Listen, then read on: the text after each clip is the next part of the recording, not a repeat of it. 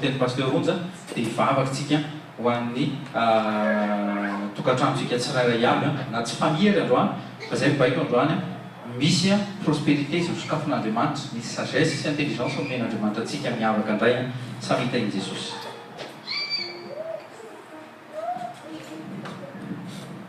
Alléluia. Fanomeravantsika tsirairay any miara-miaran' Jesosy matoky fa fotoana miavaka anao androany miara Jesosy. Tenaina kaikinao hoe tonga soa ianao tamin'ny fanatrehan'Andriamanitra hoe tsy miala maina eto ianao androany hoe fanto fotsiny ianao hoe androany fa izy fahasoavanaamisak'Andriamanitra amin'ny fomba sy takatra ny saina androany hoe miara Jesosy. Amen. Mbola iray misangatsika mbola hivavaka amin'ny teny tsy amikentsy ampakanjana izy ny tenin'Andriamanitra fa miery fanahy. Mpanompon'Andriamanitra hoe tsy tenin'olombelona eto fa teny avy amin'Andriamanitra. Mila mangataka fotsika ny direction Saint-Esprit rehefa hoe manao partage satria rehefa tsisy Saint-Esprit tsisy transformation amin'ny olona rehetra zay tonga. Na mety tory adiny 10 eto rehefa tsy présence Saint-Esprit lasa surfasika fotsiny tony tena lasa tsy mangofony olona fa zay fa tonga atsika foana mivavaka alohan'ny teny manomana ny fomba mampanahitsika foa andray satria misy semence osa mpanompon'Andriamanitra hoe mila miomana antsika ary efa zay olona miomana ihany mandray. Amen. Nomana foana ianao alohan'ny fanatrehan'Andriamanitra ohatr'izao aza voela varimarina aza atao fahazarana hoe andeha sekoly indray rehefa samedi après-midi dia nefa ianao tsy miomana akory mampanahibelo raha tsy toko tsy miomana fa atao hoe tahaka la première fois ohatra ianao vao mahare tenin'Andriamanitra voalohany foana fonako. Amen. Asanaty ny vavakao dia vaovao hoe miteny Jesosy eo zay omenao androany tsy surfasika fotsiny tsy andalo fotsiny amin'ny sofo tsy ataoko mafalifaly fotsiny tsy ataoko la information tonga indray fahalalako mbanao fa tena tonga transformation amin'ny fiainako. Anaty asanaty ny vavakao dia akandao zay atao zay vavak'izay mara Jesosy. Ray masina tsara mena miara-miaran' Jesosy mbola misaotra sy mankasitraka anao zay tombo ny amin'ny fitiavanao.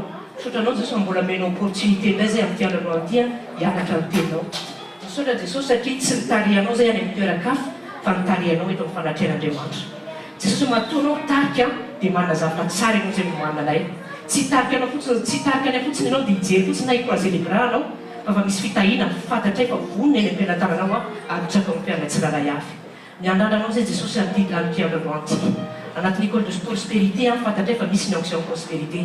Jesosy malalo miantso amin'izany onction de prospérité zay zany androany hirotsaka amin'ny fiainan'olona tsiraray avy reto. Hotahina ny fiainatokantranonay, hotahina ny asanay, hotahina ny asa tananay manontolo. Ninona zavatra izay taonay dia ho ambininy izay amin'ny alalan'i Jesosy. Jesosy hiomana kosa nefa an'izay anatin'izany ka mangataka izay fanamasina.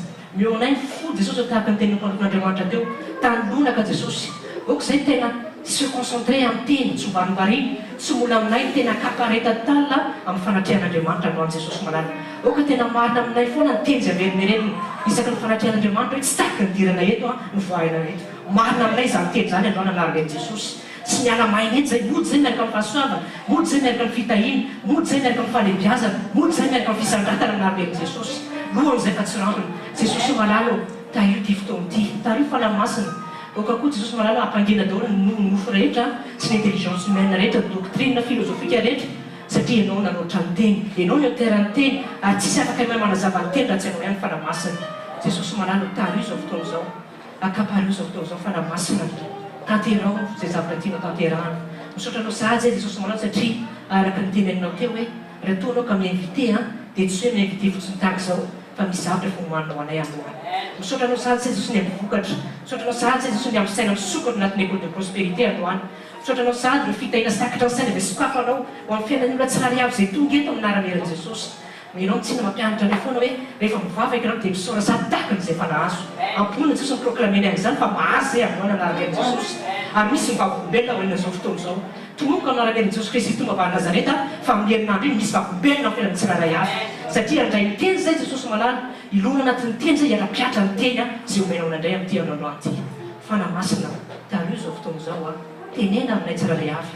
Mangety hitanao zay te hianatra ny teninao zay Jesosy malala. Ianao ny teny Jesosy fa tonga mpianatra eraka izao tontolo izao. Ka raha toa zay ka tonga eto Jesosy eo dia tena miandrana avy aminao zany zay Jesosy malala. Mankasitraka anao Jesosy ny amin'ny fahasoavana sahady mankasitraka ny amin'ny teny, mankasitraka ny amin'ny vokatra, mankasitraka amin'ny révélation koa zay ho ambaranao zay anatin'ny royaume-manao satria manana zavatra tsy marobe ianao misy mystère caché anatin'ny royaume-manao fa tsy délivrer zany raha tsy eo fanamasina. Mankasitraka raha io ny anaran'i Jesosy. Amen. tenenina akaikinao hoe tahian'andriamanitra manokana ianao androany hoe amen.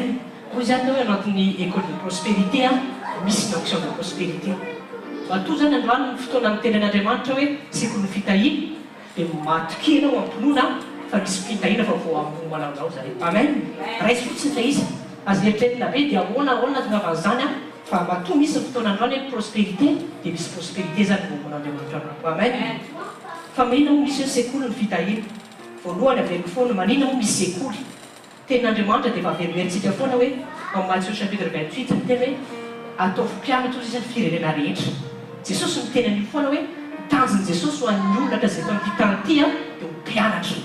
Teneniny akaikinao mila tonga mpianatra hoe dia hoy zay tena mpanompon'andriamanitra dia mila mianatra foana tsika azamijanona mihitsy ny amin'ny connaissance zay fantasika hatramin'izany fa manana foana ilaina tombo.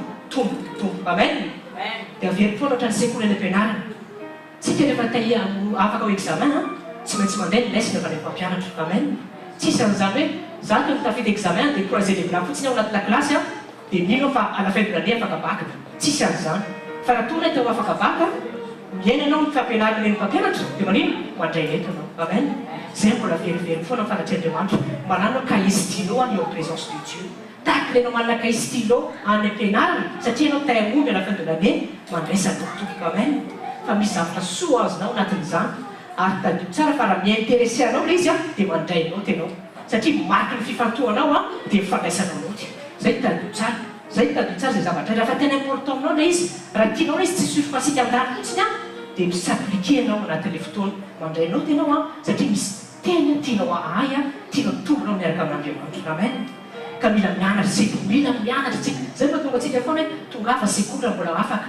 Andriamanitra zany tena tiantsika tena mitahiny tiantsika tena ambiny fa misy pah kosa takily avy amintsika hoe hitahita izy soafa le izy ary tadio tsara fa raha vo tsisy soafa ntsony zay ny olona anankiray dia zay ny zavatra tena mampalahelo be indrindra.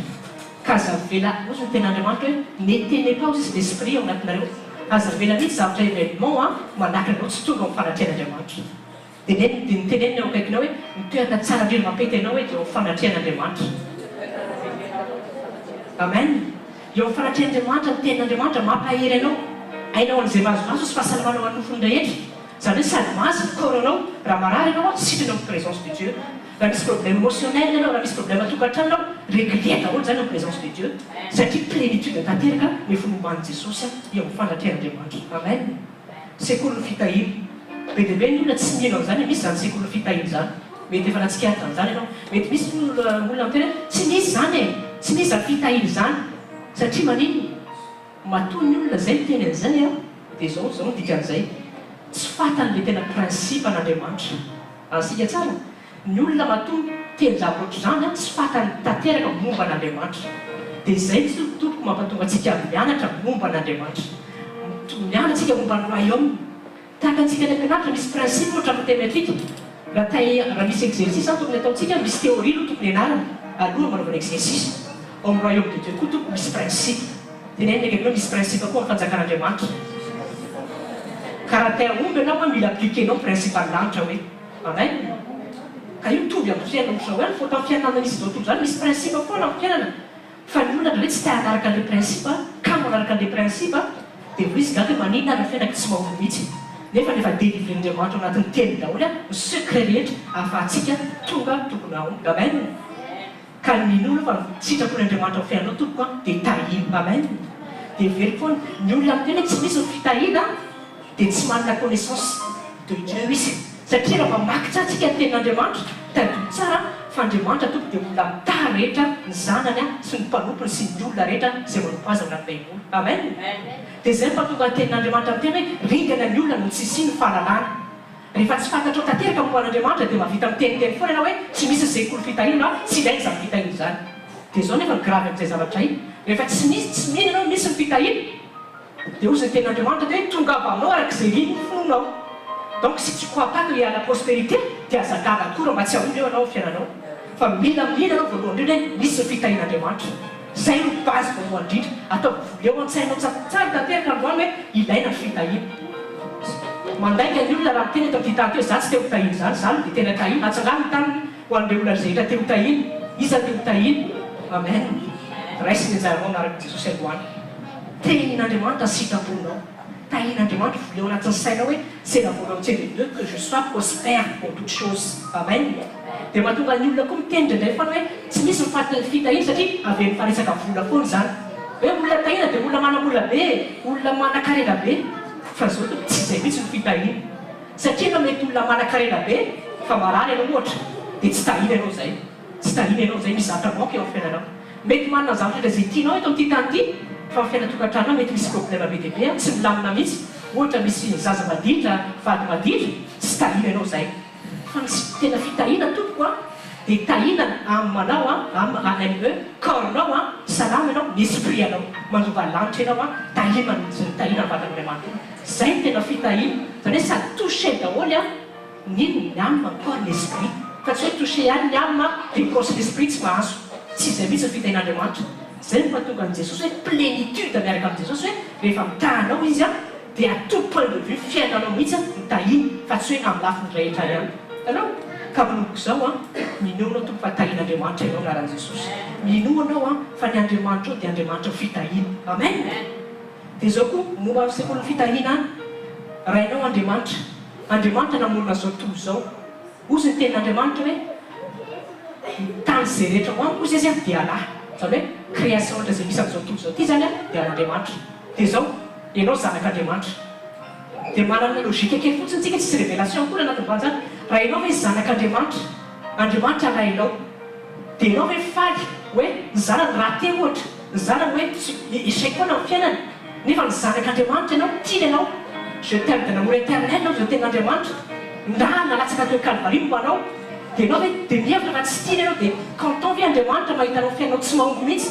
échec foana isanandro ianao tsy faly izy allo fa ndraindray rehefa tsy misokatra ny saintsika dia mahavita mitentsika za ty ngamba dia tsy hitan'andriamanitra mihitsy ny fiainako na za ty ngamba dia tena dinin'andriamanitra hitanao ny olona tsy amin'ny fahalalana miteniteny foana zavatra andraka izany fa rehefa fantatrao le andriamanitra tomponao rehefa fantatrao le andriamanitra zay ivavanao mandrakariva io fantatrao fa tsy abandonneanao mandrakizay zany izy anarvean'i Jesosy hitanao zay no mampatonga antsika mianatra ao anatin'ny sekoly misy principe zany a développenao drany atao fanatreandriamanitra mila misokatra ny saina amen problème fitahina eo amin'ny olona be lehibe a dia fisainany tenenina akaikinao hoe problème fitahina amin'ny olona hoe dia fisainany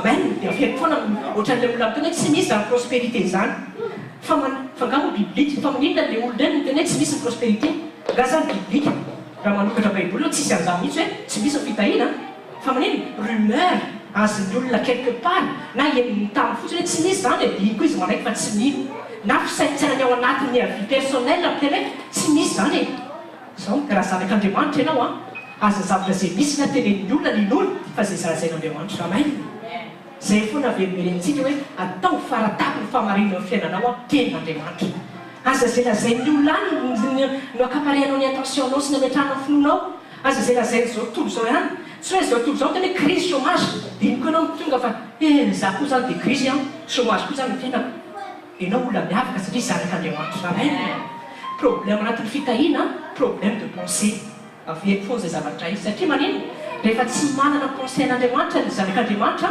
dia lasa ny ressemble tahaky ny olona zao tontolo zao ihany dia ina ny vokany tahaky ny fetrehan'ny olona zao tontolo zao ihany a fetrehan'ny fiainany rehefa misy problème dia tsy haiko satria manino tsy hainy hoe tsy hainy hoe misy andriamanitra goavina afaka manampiasa ny délivrer azy zay mahatonga antsika miteny foana hoe renouvellement de l'intelligence par la parole de Dieu Romains chapitre 12 verset 2 noteo tsara efa averinerintsika foana zay verset zay hoe Romains chapitre 12 verset 2 hoe mila avozina ho zao fisainana avoziny zany tena ohatran'ny olona mahay informatique tena formateur mihitsy a ny pensée rehetra zay nanananao a tamin'ny monde taloha rehetra tamin'ny mbola tsy nafantaranao an' Jesosy asika tsara zay sady tsara zao tadio tsara tamintsika mbola tsy nanana an' Jesosy a nanana certaine éducation tsika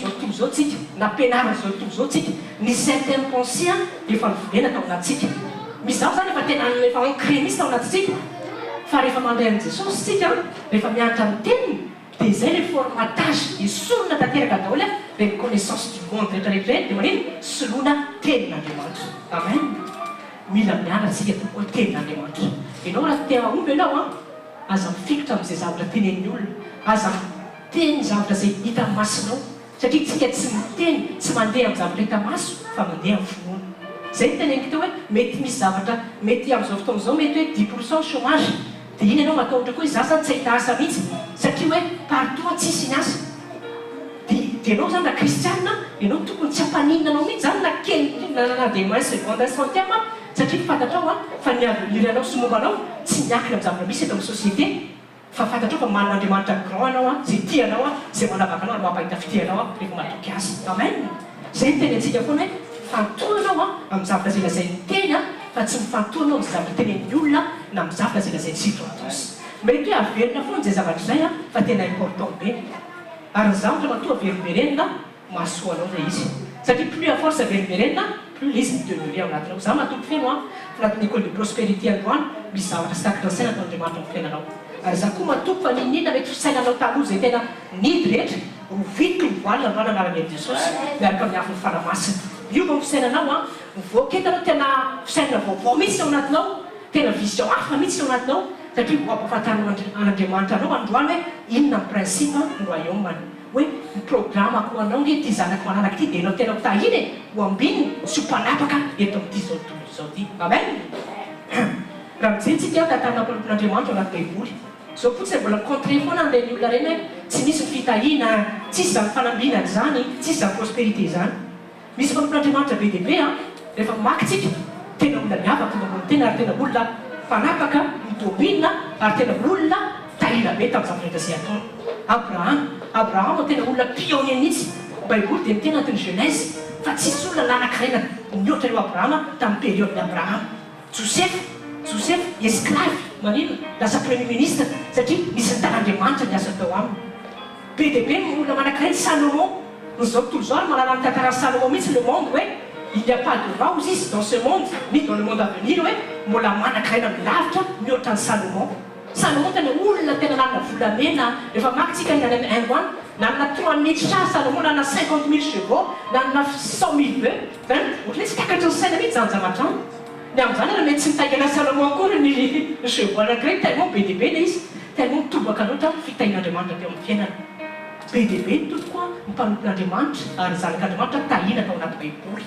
zay niteneniko hoe mamakitsika baiboly tsy hoe filambariko foana miteny hoe vaky ny tenin'Andriamanitra azadiny mihitsy ny tenin'Andriamanitra fa on secret tadio tsara fa raha tia omby ianao mila mahazo instruction ny instruction zay azonao tonga transformation amin'ny fiainanao amen ka ny instruction antsika ty baiboly ty ny instruction antsika ty ny GPS ny fiainantsika ty nino ty plan ahafahantsika rehetra mahomby eto amin'ny fiainana zao tontolo zao ty amen fa lohany afa alohantsika aloany tadio tsara fotsiny hoe zanak'Andriamanitra sitrapon'Andriamanitra ny tahina atao amin'ny fiainako ka ianao zany mety hoe paster ny fiainako zao mbola tsy tahina aza minarana zavatra hita maso tadio fotsiny fa Andriamanitra tianao tsy Andriamanitra tsy falina raha hoe mahitanao tsy mahomby izy eo amin'ny fiainanao fa matiky azy aza esory mihitsy ny tahotra manana confiance totale zay mivavaka nataontsika teo hoe je m'abandonne à toi totalement Seigneur car tu sais ce qui est bien pour moi amen manana an'izay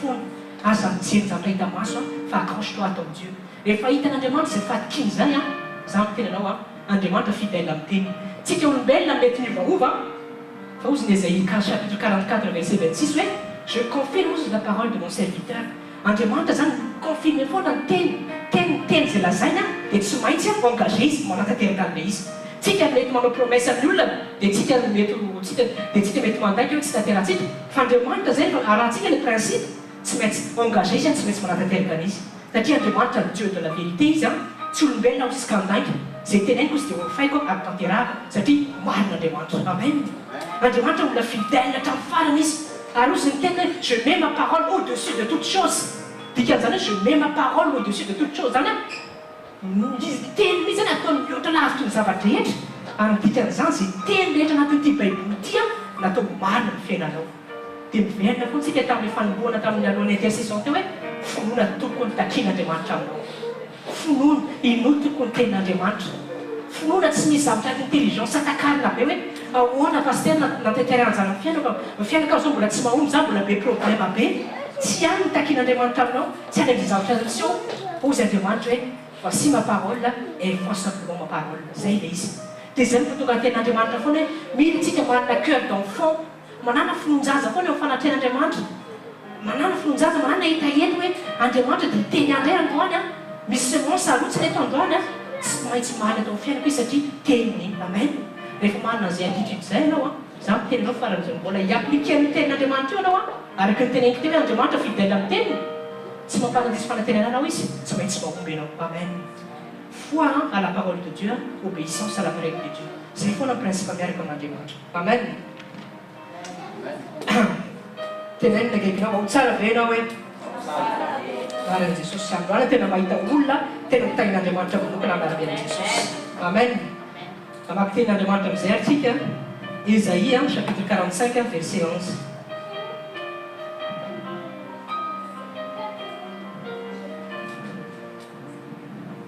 Ésaïe chapitre 45 verset 11.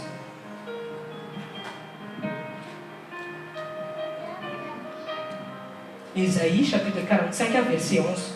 Amin'ny anaran'i Jesosy, izao no lazain'i Jehovah ny iray masin'Israely dia ny namoro anazy, ny amin'ny zavatra ho avy no anontaniako ahy, ary ny zanako sy ny asan'ny tanako dia aoka ho didiko ihany. Amen. Ny zanako sy ny asan'ny tanako dia aoka ho didiko ihany. Tenenina akaikinao ianao tingy adidin'Andriamanitra hoe fantatrao zany hoe adidin'Andriamanitra zany, zany hoe Andriamanitra zany tena responsable mihitsy amin'ny fiainanao, zany hoe ny fiainanao ray manontolo zany tena eo karakara iny, tsy avelan'lery zany ianao, nisengage izy mitahanao a, nisengage izy maniny nibeniranao en toute chose.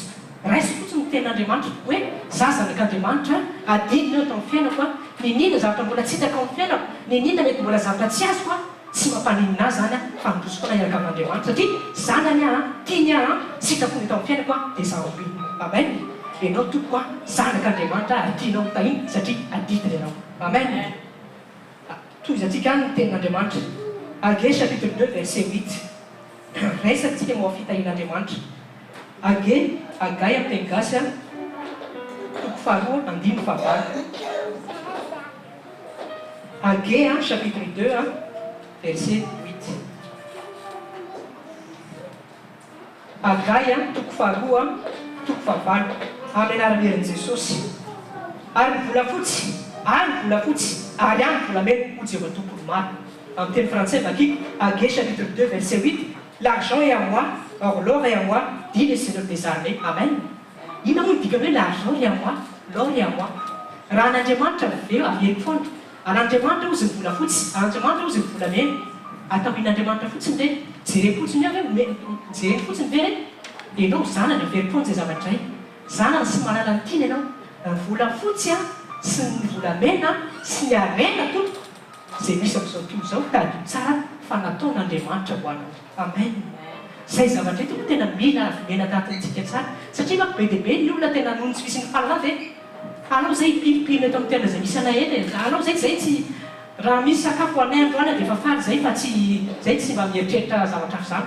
Zany no tompo tena olona esprit tena pauvre indrindra fa probe tena zany tena tenao fa zavatra zany tena tian'Andriamanitra mihitsy tena tahina loatra, tahina lavitra tahaka ireny fanjaka ohatran'ny Salomon be. Satria omena anao volafotsy anazy eny fa tsy nohoarina satria zany ianao dia programa nomenao anazy. Fa zao kosa hoe zao kosa ny prospérité tsy mifikitra amin'ireny sika, tsy mifikitra vola, tsy mifikitra volamena fa misaotra an'Andriamanitra fotsiny amin'ireny fa fikitra an'Andriamanitra satria tanan'Andriamanitra nanome an'ireny. Ny Andriamanitra zany tsy hoe tsy tian'Andriamanitra ny olona anankarena fa ny fon'ny olona mifikitra amin'ny arena zay zavatra tsy tiany. Satria maratsy an'izay lasa ny arena indray lasa idole sy lasa Andriamanitra ianao dia lasa ohatran'ny quotidienao reny arena reny. Zany hoe rehefa mihetsika ianao dia any amin'ny arena sy any amin'ny vola foana, any amin'ny fitahina foana dia lasa idinao Andriamanitra. Zay tsy tian'Andriamanitra fa ny tena tahin'Andriamanitra anao tena sitraka amin'ireny zavatra reny. Amen. Satria zavatra créé indreny ho anao zanany. Amen.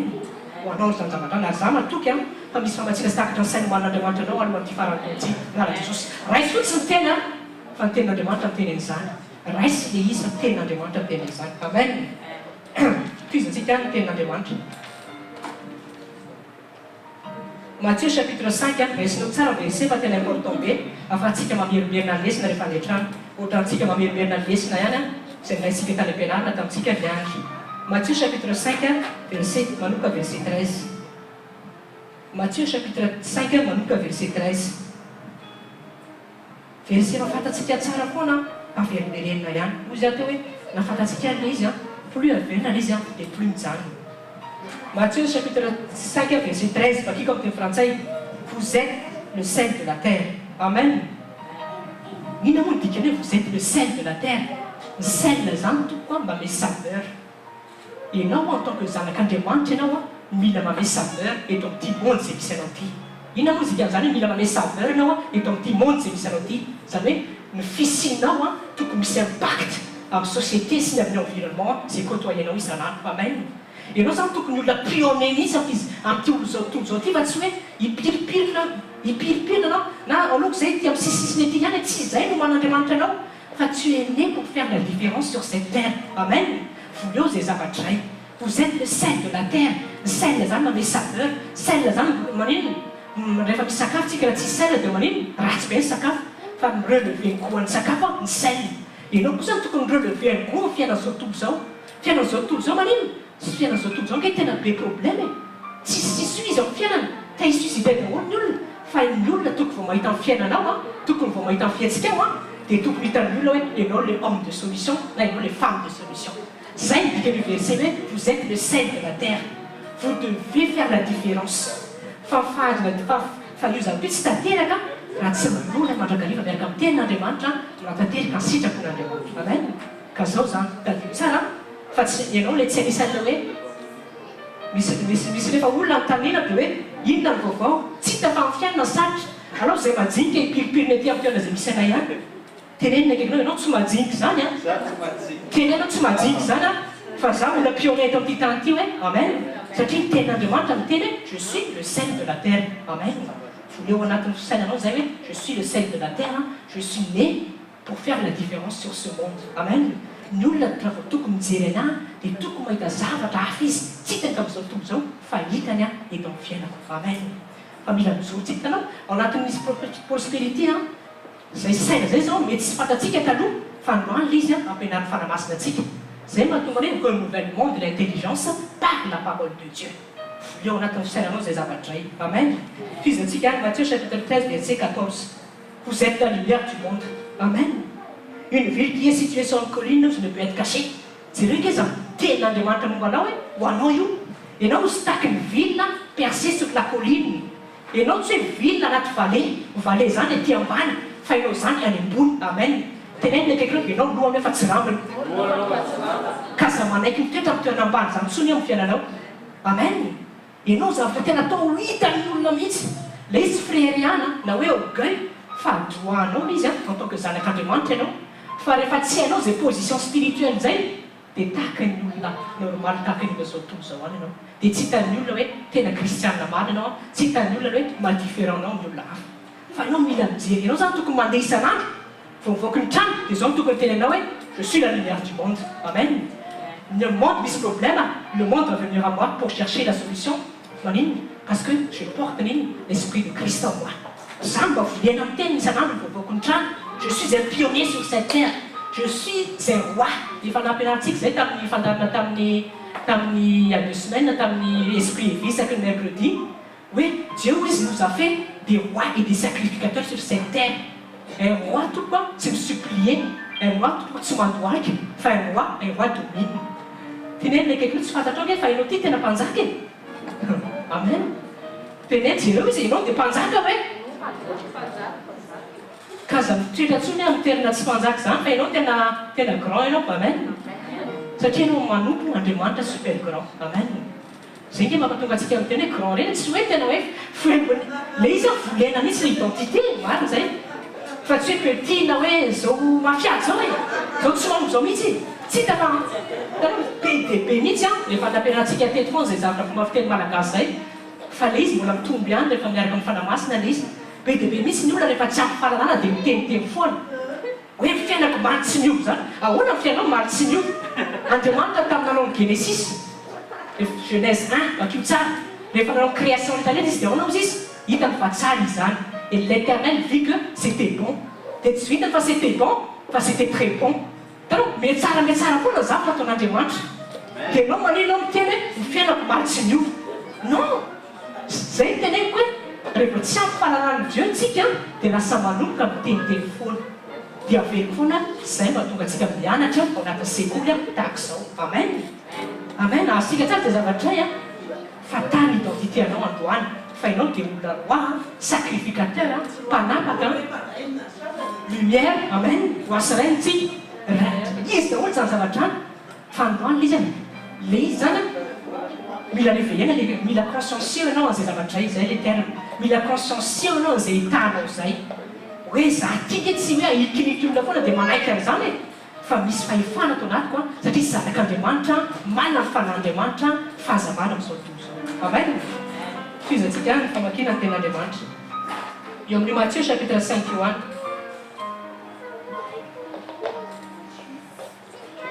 Matthieu chapitre 5 verset 15 toyany any fa mbola manazava tsara an'izay hoe ianao ty dia tena olona miavaka mihitsy. Et on n'allume pas une bougie pour la mettre sous un boisseau, mais sur un chandelier, et elle donne la lumière à tous ceux qui sont dans la maison. Amen. Mazava be ny ten'Andriamanitra. Labozio izy dia manino ampiretina dia apetraka izy amin'ny toerana anankiray fa tsy manino ampilipilina any ambany fandriana zany. Izy mazava be ny ten'Andriamanitra ka misy tafantatrao mihitsy hoe ozy ny ten'Andriamanitra hoe la lumière c'est destiné à éclairer tous ceux qui sont dans la maison. Zay ny tena hiteny ianao io tokony manitina ny olona ny fisianao. Tokony olona zany vao takidalakale eto amin'ity monde ity tokony makany aminao. Ianao homme de solution, any aminao solution. Fa ianao no mila fantatrao homme de solution fa raha vao tsy fantatrao lasa tahaka ny olona tsy mahafantatra any. Zay mahatonga hoe ringana ny oloko tsy visiny ny fahalalany. Ringana ny oloko no tsy visiny ny identité. Ringana ny olona rehefa tsy mahay izy momba an'Andriamanitra. Izy daholo zany afaka hitantsika foana zay zavatra io. Ka androany voalohany indrindra zay foana jereo tsara za zao mamelona fotsiny ny identité anao androany zavatra anatin'ny tenin'Andriamanitra daholo le izy fa réveillé fotsiny le izy ahafahanao manana fisaina de base hoe za ty tena olona mahomby za ty tsy natao raraka zany amin'ity tany ity qu'importe situation mety mitranga sy miseho tsy atatra zany fa za mbola iravoravo amin'ny Jéhovah foana satria fa mijenao izy Davida hoe avy amin'Andriamanitra zay tokony mata. Amen. Eo tsara zavatra identité zany dia manana an'izay fisaina zay tokony isan'andro isaky ny voako ny trano. Zay zay atao foana zay zavatra secret zany voavoako ny trano dia proclame journée anao hoe za tsy maintsy tahina androany mahita fity androany mahomby androany raha toa ka hiasa dia za pionnier amin'ny asa teo anaran'i Jesosy za masy promotion aminaran'i Jesosy zany zay ino tonga antsika miteny hoe proclame foana io tenin'Andriamanitra io ce que tu crois tu dois proclamer par ta bouche. Zay no tenin'Andriamanitra c'est de l'abondance du cœur que la bouche proclame. Ka inona ny feno fonao androany raha tsisy tenin'Andriamanitra ny fonao tadio tsara fa fanahina sosialy zao tontolo zao mivoaka ny vavy io. Fa rehefa feno ny tenin'Andriamanitra ny fonao automatiquement mivoaka ny vavanao ny tenin'Andriamanitra. Dia zay mahatonga antsika mamierina foana hoe vakio tompoko ny tenin'Andriamanitra azakamo mamaky tenin'Andriamanitra fa io tena secret ampatonga anao tena omby eto amin'ity tany ity sy amin'ny fiainanao andavanandro. Amen. Ka manomboka izao aza miteniteny foana tsony tena aza miteniteny foana tadio tsara fa parole na esprit vie miteny zay avoaka vavanao zany rehefa négatif esprit négatif misy ao ambadiky ny teny iny dia manino tonga échec amin'ny fiainanao. Ianao zany raha miteny lava hoe ny fiainako mali tsy miova dia gazagaga tokoa raha tsy miova mihitsy ny fiainanao satria zay foana eo am-bavanao isaky ny mahitanao hoe inona vaovao tsy te mali tsy miova pasteur mali tsy miova dia azagaga toko raha mali tsy miova koa ny fiainanao fa hovay amin'izay ny disque androany anaran'i Jesosy hovay amin'izay ny discours alineo amin'izay zavatra voaka ny vavanao tsy amin'ny circonstance zay misy fa amin'izay lazain'Andriamanitra tsy amin'izay teny lazain'Andriamanitra. Andriamanitra miteny fa lohany ianao fa tsy ramony ambony ianao fa tsy ambany le izy fantatsika foana zay verset zay fa maninona raha mba hiainana amin'izay le izy hiaino tompoko ny tenin'Andriamanitra androany. Io tenin'Andriamanitra io raha vao raisitsika fisaina fotsiny raha vao ataontsika réformation mandalo tahaka izao tsika mety faly zao mahita tenin'Andriamanitra androany fa za miteny fa raha vao tsy appliquenao an'io anao tahaka ny ohatrany hoe olona samy nisy olona tonga tsy tonga teto dia ohatrany hoe samy tsy nahazo any satria ianao tsy néobéiran'le izy. Foi et obéissance à la parole de Dieu. Raiso foana zay zavatra zay tena rehetra zay mbola azonareo raha vao amin'Andriamanitra dia raiso faty mantsy andisy fanantenananao izy satria Andriamanitra marina. Amen. Maky antsika tenin'Andriamanitra Ephésiens chapitre 2 verset 6 verset tena amoazana identité atsika tsy raha iavo mihitsy na maiko alohan'ny fanomboana azy. Ephésiens chapitre 2 verset 6 Ephésiens chapitre 2 verset 6 mbola ahafahantsika mahafantatra marina hoe za tika tena olona tena miavaka mihitsy.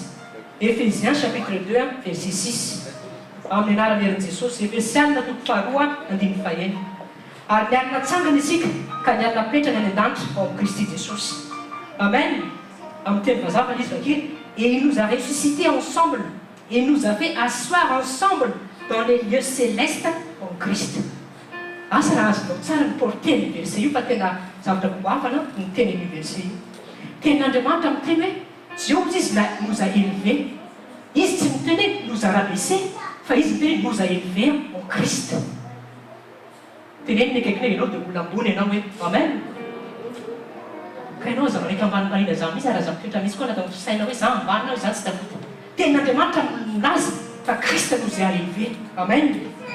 Dia ozy koa verset tapany faharoa, et il nous a fait asseoir ensemble dans les lieux célestes avec Christ. Nefa position de Jesosy à la droite de Dieu. Rehefa makitsika tenin'Andriamanitra toerana fanapahana izy, toerana domination le izy. Ianao zany napetraka Jesosy en position spirituelle, miaraka mipetraka eo aminy mihitsy any an-danitra eo trône de Dieu, dia manino mibaiko fotsiny sy midomina sy manjaka amin'ny zavatra rehetra. Fatazy position spirituelle izay hoe Jesosy nielevé anao dia napetranao teo à la droite, eo akaikiny. Zany hoe ny fahefana zany zay ananan'i Jesosy dia anananao le izy. Karaha fiainantsika fiainan'i Jesosy fa Jesosy dia tena olona prospère be tao tany, olona ambinina izy, miteny fotiny izy zavatra anankiray dia misy le izy. Dia anao mety miteny ahoana za hoe dia tanteraka eto amin'ny fiainako zany. Tenin'Andriamanitra miteny fa ianao zanak'Andriamanitra, fanahin'Andriamanitra ny ao anatinao. Zay vitan'i Jesosy toko dia tokony vitanao. Jesosy zany raha nanapaka tany an-danitra dia ianao koa afaka manapaka tokony amin'ny zavatra rehetra. Eny zao tsisy resaka verset mihitsy hoe ianao ambany, ianao majinika, ianao faible. Fa Christ nous a élevés à côté de son trône dans les lieux célestes. Averina tsara io verset io dia mba anao tena conscient tsara zany identité anao zany. Rehefa conscient anao zay position plus spirituelle zay rehefa conscient zay fisainanao, za miteny anao fa 90% des choses résolues rehefa réglé problème amin'ny fisainana. Satria ao foana problème, ao amin'ny fisainana foana. Satria rehefa fisainanao rehefa hoe échec foana dia échec foana zany ny fiainanao. Fa rehefa fisainanao fantatrao amin'izay iza identité anao, fantatrao amin'izay inona ny position anao tamin'ity tany ity, manaraka anao fotsiny ny ambiny satria mandeha anao arak'izay teneny tenin'Andriamanitra. Teneny ny akaikinao ihany hoe fataro hoe l'identité anao amin'ny Jesosy. Amen. Ny tsy fahafantarantsika zay identité antsika zay mampatonga antsika amikany. Ny ignorance zany, ny ignorance, ny identité any dia tena zavatra tena grave be mihitsy ohatran'ny olona zao tontolo zao ihany tsika. Nefa antsika zanak'Andriamanitra. Ianao zay mampatonga antsika hoe mandany fotoana samedi après-midi mianatra tahaka izao. Mianatra mamoky tsika tenin'Andriamanitra, mampiditra fisainan'i Kristy ato anatsika mba ahafahantsika mahomby sy tonga amin'ny destiné zay vomanin'Andriamanitra sika eto amin'ity monde misy antsika ity. Amen. Fizantsika ny tenin'Andriamanitra. Raisinao fotsiny Deutéronomie chapitre 28 verset 13 Deutéronome chapitre 28 verset 13 efa nitenentsika teo any le tenin'Andriamanitra hoe ianao lohany fa tsy rambony, ianao ambony fa tsy ambany. Efa nitenentsika le verset zay raha tiako raisinao fotsiny Deutéronome chapitre 28 verset 13 amin'izay anao rehefa manao méditation tenin'Andriamanitra any an-trano dia hainao amin'izay hoe aiza misy an'izay verset zay ao anaty Baiboly. Amen. Teneny anao dia olona grand hoe ianao. Amen. Vakitsika any amin'ny tenin'Andriamanitra. Genèse chapitre 17 verset 4.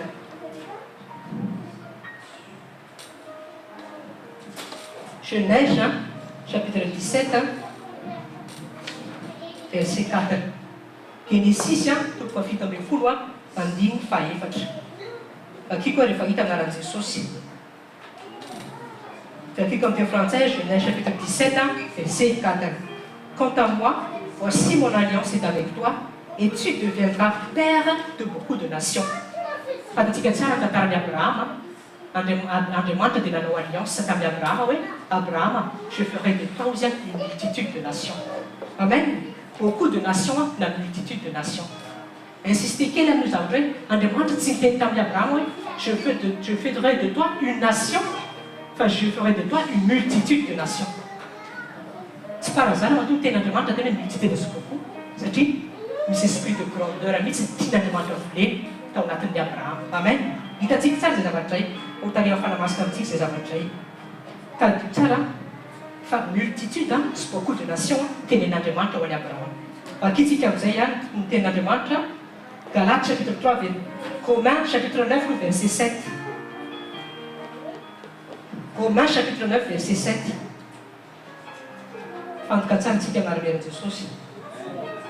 Romains chapitre 9, verset 7.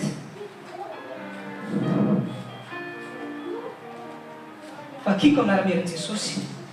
Le tapany faharoa tiako vakina aminareo, le amin'ny Romains chapitre 9, verset 7. Vakiko aloha le tapany voalohany. Pas davantage parce qu'ils sont la semence d'Abraham, sont tous ses enfants. Fa le tapany faharoa tiako insister amintsika hoe en Isaac ta semence sera appelée. Amen. Zay ny tian'Andriamanitra tenen'ny Andriamanitra zany ny teny misy postérité izy avy amin'ny Isaka zay taranakao. Raha izy tsara io verset io fa misy lien le izy. Galates chapitre 3 verset 16. Postérité an'i Abraham tondrako anareo androany. Ho izy ambana ny postérité an'i Abraham io, dia inona ny lova zay postérité an'i Abraham zay. Galates chapitre 3 verset 16. Amin'ny anaran'i Jesosy. Or, c'est Abraham et sa semence que les promesses ont été faites. Amen. Io no voalohany indrindra. Ny promesse dia mena Andriamanitra ny Abraham. Zay aloha asika tsara. Promesse hoe multitude de nations dia mena Andriamanitra ho an'i Abraham. Io amin'izay ozy izy. Et il ne dit pas et aux semences comme parlant de beaucoup, mais comme parlant d'une seule. Tian'Andriamanitra teneny eto dia tsy ny descendant physique an'Abraham fa postérité anankiray ozy izy no andovan'io multitude sy grandeur an'io. Dia ozy izy et à ta semence qui est à Christ. Amen. Tsika zanak'Andriamanitra alliance vaovao misy antsika. Fa vakio tsara io Galates 3:16 io à ta postérité, ten'Andriamanitra tsy miteny à plusieurs postérités fa à ta postérité le izy. Dia io postérité io nefa Jesosy le izy tompoko. Amen. Jesosy le izy. Dia vakitsika amin'izay Galates chapitre 3 verset 29 aza miala eo antsika fa tanteraka amin'izay le izy avy amin'ny Jesosy, avy amin'ny alalan'i Jesosy. Galates chapitre 3 verset 29. Galates chapitre 3 verset 29. Or, si vous êtes de Christ, vous êtes donc le semence d'Abraham. Amen. Alléluia. Sika tamin'ny fahateram-baovao zanaka lasa manino tsika, lasa fiainana ny asika, lasa manana l'héritage de Christ tsika. Nefa misy tamin'ny Galates 3:16 teo hoe postérité an'i Abraham dia Christ. À ta postérité singulier izy Christ. Zany hoe lovan'ny Abraham tao izay men'Andriamanitra azy dia lovan'i Jesosy. Dia maneno hérité tsika koa avy amin'ny Jesosy satria maneno tsika zanak'Andriamanitra. Amen. Tsika zany héritier de la promesse d'Abraham par l'intermédiaire de Christ. Zay tiako volena amintsika androany. Zany hoe semence zay men'Andriamanitra efa ia plusieurs années tany zay men'Andriamanitra tamin'ny Abraham zany héritage tsika koa avy amin'ny alalan'i Jesosy. Dia iny zay semence zay to koa esprit de grandeur, esprit de multitude, esprit de croissance, esprit de multiplication. Zany men'Andriamanitra tamin'ny Abraham. Andriamanitra pionnier tao amin'ny fiainana Zenisiasy. Andriamanitra tena nanan-karena indrindra tamin'ny pays zay naizanaiza zay nalehany. Ka zay ny teny koa ianao olona grand aza teniteny za mihitsy za faible, za tsy tafita mihitsy eto amin'ny fiainan'ity, za ngamba dia tsy ova mihitsy ny fiainako. Foany zany fomba fiteny zany manomboka androany. Satria ny esprit de grandeur zay men'Andriamanitra tamin'ny Abraham lovanao tamin'ny alalan'i Jesosy. Amen. Misy dika matoa Andriamanitra teny multitude de nations. Za multitude de nations zany fanapahana firenena rehetra. Ianao zany possible amin'ny alalan'i Jesosy. Ianao afaka azo afaka azo ianao business eto amivo zao tontolo zao ty. Minao zany ve ianao? Minao zany ve ianao? Za no mino anaraka Jesosy tonga avy aminao arak'izay fonao. Le izy tsy revery fa promesse tenen'Andriamanitra izy fa mila misokatra amin'ny vision-tsika. Zozy ny mpanompon'Andriamanitra tao nivoan'ny fonao ihany en fonction nivoan'ny fonao ihany ny zavatra rehetra eo amin'ny fiainanao. Na tena grand be vision-nao sy ny grand fonao tonga avy aminao arak'izay rino ny fonao. Amen. Ka ianao aza mipiripirina amin'ny toerana anankiray izany. Sokafo lavitra ny vision.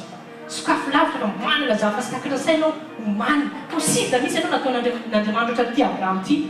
Naizanaiza le ianao tonga dia manapaka ianao. Naizanaiza inona zavatra kasihan'ny tananao dia béni ianao. Amen. Satria ny esprit nisy esprit de grandeur efa nomeny ao anatinao. Amen. Abraham dia olona tena olona niavaka tamin'ny toerana Zenisiasy. Ary ny Abraham mahafinaritra niaraka amin'Andriamanitra. Tsy hoe tahina une fois i Abraham dia nijanona teo prospérité fa abrahama tompo mitongo tena mpandehanana foana ny richesse baiboly dia teny mihitsy hoe Abraham devint de plus en plus riche. Hitanao fiarahanan'Andriamanitra. Andriamanitra zany efa mitongo anao amin'ny diny anankiray fa mbola afaka izy mitongo dingana lavitra miorona izay eritreretinao. Za tsy miteny hoe tena ite anankarena be tahaka izany fa tiako sokafana amin'ny vision anao. Tiako tsy hoe izay zavatra mitranga amin'ny fiainanao androany io dia hoe tsy maintsy io foana zany marina.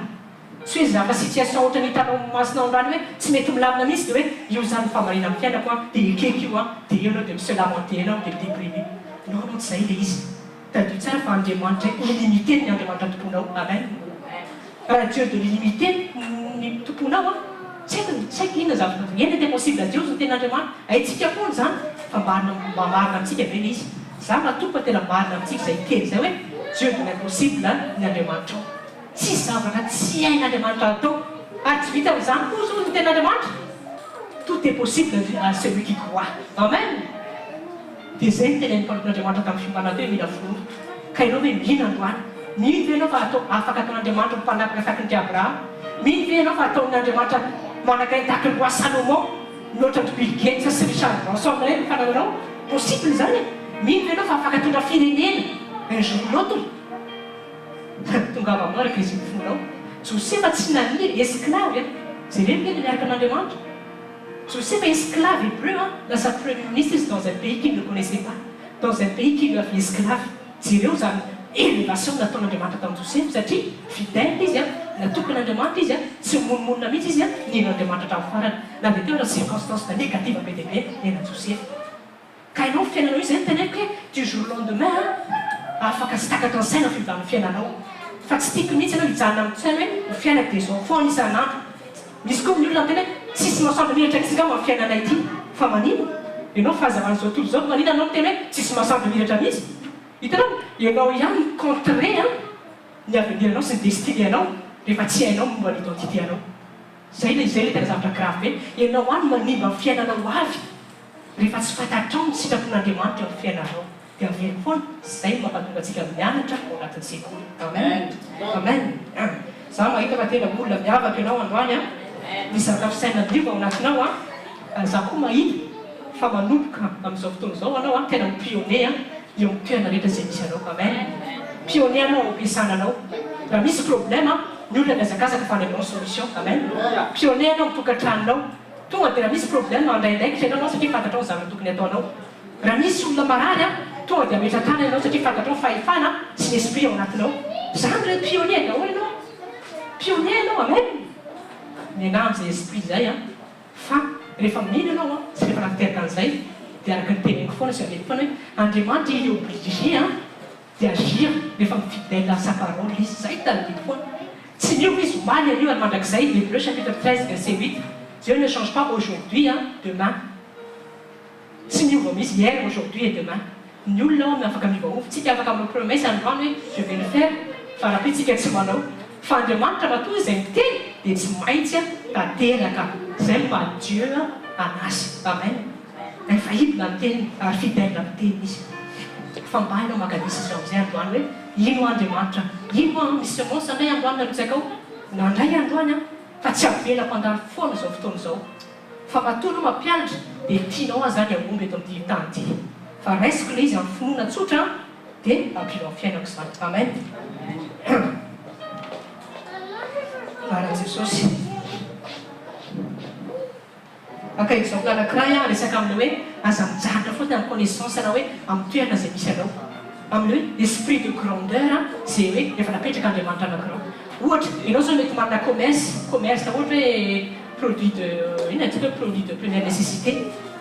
Dia ianao dia inona commerce anao isan'andro zany dia mandeha. Dia inona se suffire amin'ity hoe rehefa ampy velomana vady aman-janako any dia mandroa charge dia ampy anahy fa zay any Andriamanitra dia ampy anahy zany. Za mitena fa zany tsy fisaina prospérité.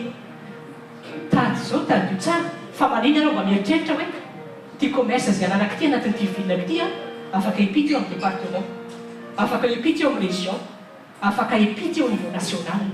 Zay zavatra tena voly eo anatin'ny fisainanao mihitsy.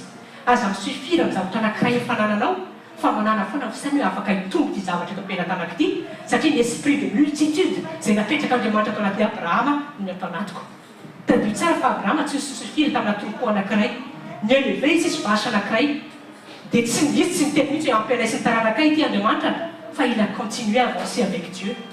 Dia hitanao plus il a continué plus Dieu l'a béni. Zay zavatra izy solo mihitsy ny zavatra hoe stagne misy stabiliser misy suffire amin'ny zavatra anankiray zay.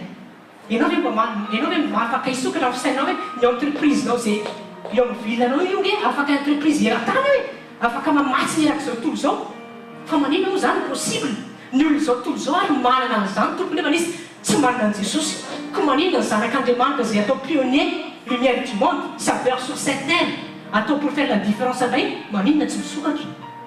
Tanao ny kristianina ve tena matorotoro mihitsy amin'ny identité ao anatiny dia zay mahatonga ny tenin'Andriamanitra amin'ny tena hoe vaivay toi aussi ce qui donne foazana zay matoro zao ny tenin'Andriamanitra satria matorotoro loatra amin'ny fisaina kristianina matotra lasa tahaky ny olo zao tontolo zao ihany rehefa mijery tena kristianina nefa misy hafa mihitsy ny toerana zay nametran'Andriamanitra azy sy ny destiné efa nomanin'Andriamanitra azy amin'ny armen'i Jesosy.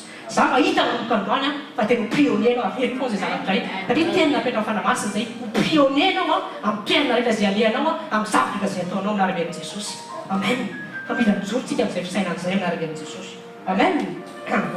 Toy ihany fampianarantsika. Tenenina ianao ao tsara ve ianao hoe amen. Toizantsika ihany ny tenin'Andriamanitra. Aka verset indray tsika tena verset senina mahafantatsika loatra ary tena diso fantatsika loatra ary fa zay teneniko foana hoe tenin'Andriamanitra tsy lalivala zany.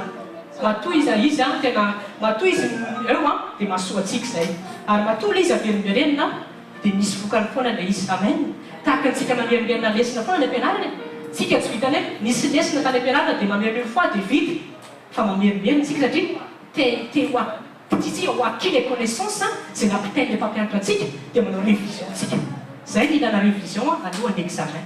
Tahaka n'izany koa ny tenin'Andriamanitra mila averimberentsika mandrakariva le izy fa plus averimberentsika le izy plus lasa demeure ao anatiny lasa ancré anatin'ny table ny cœuranao zay ny tenin'Andriamanitra.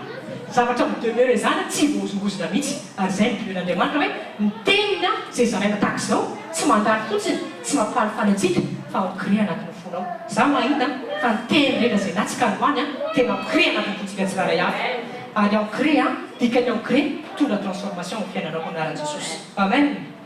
Josué chapitre 1 verset 8. Raha misy formule de succès ho an'ny zanak'Andriamanitra dia Josué chapitre 1 verset 8. Tena ataoko amin'izay mihitsy formule de succès Josué chapitre 1 verset 8. Voasatsika tsara io verset io mety efa fantatsika foana mety efa veriberitsika foana mety à chaque secoule mety tenenina fandroany amin'ny fomba hafakely mitondra ny fanamasina azy anarany Jesosy. Josué chapitre 1 verset 8. Josoa toko voalohany andiny favalo amin'ny anarany Jesosy. Fakiko tsara anarany Jesosy. Josué chapitre 1 verset 8 dia ataoko tsara mihitsy hoe formule du succès avec Dieu. Amen. Aoka tsy hiala amin'ny vavanao ity boky lalàna ity fa saintsain'Andriamanalina hitandremanao arak'izay efa voasoratra eo ary amin'izay dia alavirary ny lalanao ianao sady ambinina. Amen. Amin'ny teny frantsay vakiko ce livre de la loi ne s'éloignera pas de ta bouche mais tu le méditeras jour et nuit afin que tu prennes garde à faire tout ce que l'on s'est écrit. T'es amizay car alors tu rendras prospère ton chemin. Mon prospérité mihitsy misoratra amin'ny baiboly na comme verset à Josué ity et alors tu réussiras bien. En version visuelle, tu auras aussi du succès dans ton entreprise. Succès, prospérité, ça peut aller là-haut, ça. Amen. Voici voasatsika tsara zavatra anankitelo miteny amin'ny tenin'Andriamanitra eto. Voalohany indrindra, ce livre de la loi ne s'éloignera pas de ta bouche. Premier point, zay alo tonga dia soratra anatin'ny nota hoe ce livre de la loi ne s'éloignera pas de ta bouche. Dia eo amin'izay dikan'izany tsy miséloigné zay dia miverina amin'ny zavatra izay teny teo hoe io tenin'Andriamanitra io zany tokony proclamer ny vavanao foana à chaque fois isan'andro à chaque moment à chaque instant. Zany dikany hoe ne s'éloigne pas de ta bouche. Dia zay mampatonga antsika foana hoe teneno ny tenin'Andriamanitra teneno proclameo ny tenin'Andriamanitra amin'ny fiainanao fa misy esprit ireny teny parole ireny misy esprit fanamasina confirmer zavatra izay teneninao. Ésaïe chapitre 44 verset 26, je confirme la parole de mon serviteur. Ka ianao raha tsy tenenina tsy zavatra confirmen'Andriamanitra mihitsy désolé tsy confirme zavatra mihitsy Andriamanitra raha tsy proclamenao ny tenin'Andriamanitra eo amin'ny fiainanao. Dia zay mahatonga antsika tsy hoe mihebolebo hoe zailohany za tsy ambony fa oui identitéako ilay izy droitko ilay izy a. Dia maninona moa izy nitenenina marina satria teny rehetra izay inonao a tsy validé raha tsy proclamé ny vavanao. Zay izy zay tsy ampy tsara. Ianao zany tsy vita fotsiny hoe oui tena mino be afa marina ny ten'Andriamanitra dia iny ianao fa mikomina ny vavanao. Tsy tanteraka ilay izy fa tsy maintsy manino ozy ny ten'Andriamanitra hoe j'ai cru et j'ai parlé. Amen. Toute la parole que tu crois, tu dois le proclamer de ta bouche. Fa tsy vita fotsiny sy Paul hoe j'ai cru et j'ai attendu. Tsy zany mihitsy tsy j'ai attendu ozy Paul fa j'ai cru et j'ai parlé. Manomboka androany toto quoi proclamer ny ten'Andriamanitra amin'ny vavanao. Zay tiany Josué chapitre 1 verset 8 première partie ity tenenina hoe que cette parole, cette livre de la loi égale la Bible, égale la parole de Dieu, égale Dieu lui-même, ne s'éloignera pas de ta bouche. Aza avela hiala aminao misy io ten'Andriamanitra io. Zay teneniko hoe na maizina na ty zao tontolo zao ty na terrorisme aza mahatao miakapary anao zany. Ahoana psaume 91 zay vakitsika teo tanao amin'ny fanombohana manino je suis sous les ailes de l'Éternel. Mianjery Jehovah mitombo manodidina hijery fotsiny aho izy izy taloha ianao hoe mba conscient toko amin'izany zany versy zany porteny ny tenin'Andriamanitra zany reny zany a tranga amin'ny olona hafa ohatra reny terrorisme reny fa tsy mitsanga aminao reny satria zanak'Andriamanitra ianao. Fa ianao rehefa tsy mahafantatra amin'izay a dia mampanahiry be ianao fa mila fantarinao zany zavatra rehetra zany hoe tsy ny zavatra misy eto amin'izao tontolo izao kory a dia izay koa nitranga eto amin'ny fiainako. Olona miavaka zanak'Andriamanitra ozy ny ten'Andriamanitra Ésaïe chapitre 45 verset 11 adidin'Andriamanitra amin'ny fiainako. Amen. Teneny foana zay adidin'Andriamanitra amin'ny fiainako. Izy mikarakara, izy momba tiany a tsy avelan'lery zany a succès eto amin'ny fiainako a zay ny sitrapony eto amin'ny fiainako. Amen. Voalohany indrindra zany a vava ne s'éloigne pas de ta bouche. Dia zay mahatonga antsika miteny foana tia koa averimberina foana fa tsy maninona satria na mbola nitsika zay hoe nanafamatena mandroso amin'ny Kristia mbola be dia be misy ny olona voafitaka amin'ny zavatra teny mivavana na zavatra na olona manana niveau spirituel ambony satria manino il réagissent trop par la chair. Vao misy situation anankiray a dia tonga dia iny mampiakapary anao fisaina dia lasa miteny izy a zavatra anatin'ny chair. Lasa zay nefa ny ten'Andriamanitra miteny hoe vous êtes espions izy a marcher selon l'esprit. Inona moa dikany hoe marcher selon l'esprit. Marcher selon l'esprit c'est marcher selon ce que la Bible dit, mais non pas marcher ce que le monde dit, ni ce que les circonstances renvoient, ou sinon ce que les zavatra izay ny zavatra rehetra hoe tsy zay fa zavatra tenenin'Andriamanitra eo amin'ny fiainanao. Dia zay mahatonga antsika miteny foana hoe tsy ninona zavatra mitranga amin'ity fiainana ity tsy hatratra antsika zany satria tsy marina amintsika zany fa marina amintsika dia izay lazain'Andriamanitra momba antsika ihany. Amen. Ianao mila manana izay fermeté izay mihitsy. Aza miozongozona mihitsy amin'ity zavatra tenen'ny ten'Andriamanitra ity satria manino infaillible la parole de Dieu. Ary ozy ny ten'Andriamanitra la parole de Dieu ça a été éprouvé efa nizana toetra nizanisa zany ny olona efa nanaraka ny parole de Dieu mbola tsy diso fanantenana zany mihitsy. Zay ny dikany hoe il a été éprouvé ozy izy comme de l'or. Zany hoe ianao zany mbola hijoro ianao zany mbola ara-ponono hoe anaraka izay lazain'Andriamanitra tsy maintsy prospère ianao anaraka Jesosy. Tonga dia tsy maintsy prospère ianao satria Andriamanitra mitenao fa tsy volery. Amen. Josué chapitre 1 verset 8 tapany voalohany le livre de la loi ne s'éloignera pas de ta bouche.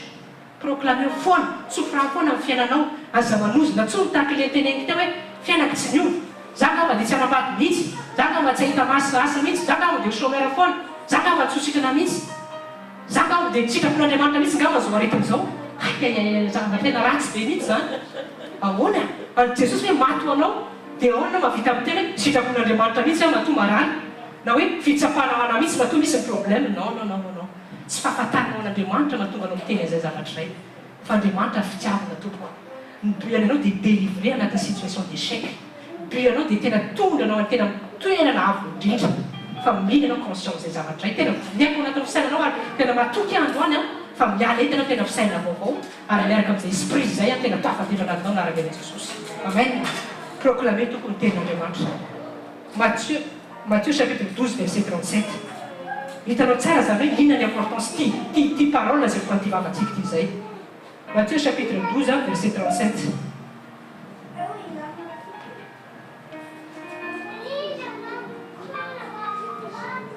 Matthieu chapitre 12, verset 37. Au nom de Jésus, en nom de Jésus.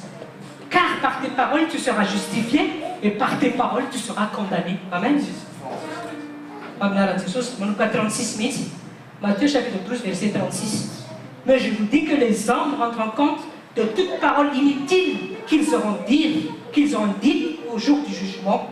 Verset 37. Car par tes paroles, tu seras justifié et par tes paroles, tu seras condamné. C'est nul ne même se condamner par les paroles qu'ils proclament de leur bouche. Tsy dia zay no aza miteniteny foana tsoa. Tenenina akaikinao aza miteniteny foana tsoa hoe manoko izao. Satria teniteny foana izay hoteneninao dia piège ho anao ilay izy.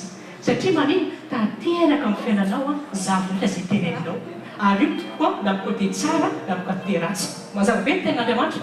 Car par tes paroles de ta bouche, tu seras soit confirmé, soit tu seras condamné. Ka ianao tsy haiko ianao hoe tia aomby proclamé fa parole de bénédiction ny fiainanao. Tsofrany ny fiainanao, tsofrany ny vadinao, tsofrany ny asanao, tsofrany ny tokantranonao. Zany zao problème zao. Voantsika indray lany fotoantsika anatin'ny mivomiro. Lany fotoantsika anatin'ny complète. Lany fotoantsika lasa anatin'ny hoe tsy mety misy ny fiainana ity fa ahoana ihany oviana ihany ary vao matafavoaka. Nefa n'Andriamanitra efa fonona be mihitsy efa tena hitahanao zany efa nafaka anao. Kanefa zao tadio tsara Andriamanitra miandry foana part d'action avy aminao. N'Andriamanitra il veut tout faire izy tsy maintsy misy part taonao zay koa izy afaka manao mpahana. Zay mampatonga ny ten'Andriamanitra miteny hoe moro tafaradana ve aloha raha tsy mifanaiky. Andriamanitra efa anaiky ny tahanao fa ianao ve manaiky aloha anaraka amin'ny principany. Ianao ve manaiky hoe hiteny parole de bénédiction eto amin'ny fiainanao. Zany mila videna isan'andro daholo zany araka exercice ilay izy.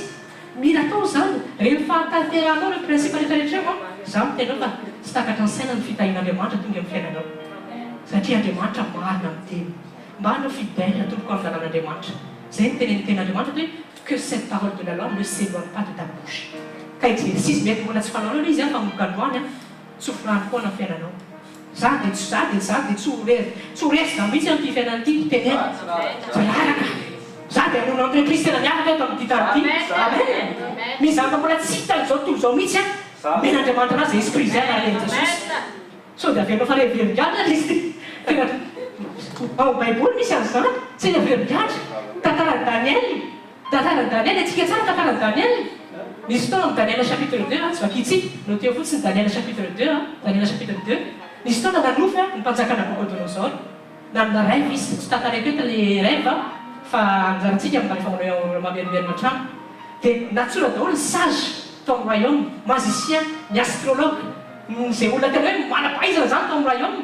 Fa tsy nisy olona ny afaka mi-interpréter ny rêve le roi Nabucodonosor. Tsy nisy. Solona tao daholo ny manam-pahaizana tao Babylone. Fa nisy olona anankiray Daniel ny anarana. Mpanompon'Andriamanitra izay tia Andriamanitra, fidèle amin'Andriamanitra, zoro mandrakarivo amin'Andriamanitra. Anatin'ny nuit anankiray fangin'Andriamanitra Daniel. Dia ozy n'Andriamanitra mahatrany Daniel hoe zao daholo dikany rêve ny mpanjaka Nabucodonosor.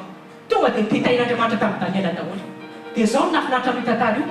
Tezitra amin'ny Nabucodonosor hoe tsy nisy mihitsy olona afaka manino interpréter ny rêve. Dia inona ny verdicte sy ny décret noko daholo izy ny sage ato amin'ny royaume. Satria tezitra manino nareo tsy mi-interpréter ny rêve. Nareo nefa milaza chasse sy hoe magicien sy astrologue. Dia zao mahafinaritra ilay izy. Verdicte tokony lasa fandringana, lasa manino. Rehefa ndevin'Andriamanitra tamin'ny Daniel ilay izy, dia niteneny Daniel tamin'izy tamin'ny Nabucodonosor amin'izay niova tanteraka ny décret. Nefa zao mahavariana ny décret zany rehefa teneny roi irrévocable zany tokony tsy miova. Fa noho ny fahendreny, noho ny famangina sy takatra ny saina izay namangin'Andriamanitra ny Daniel, hitana tokotra hoe situation sans issue mihitsy zany tao anatin'ny royaume. Satria tena mortateur daholo miandry ny sage rehetra. Fa teo Andriamanitra miasa amin'izay amin'Andriamanitra teo delimité azy. Rehevel'Andriamanitra ny Daniel ny rêve. Teneny Daniel tamin'ny Nabucodonosor zao dikany satisfait amin'izay Nabucodonosor. Tena marina zany fa izay marina ka dikany rêve. Nanino? Tsisy maty daholo tena zay koa le tena fitiavan'Andriamanitra. Tsisy maty daholo le sage nefa olona mpanohitra n'Andriamanitra izy famindrapo. Dia nanina koa Daniel nanina to tsy vita amin'izany fa lasa prospère Daniel sy ny akamany.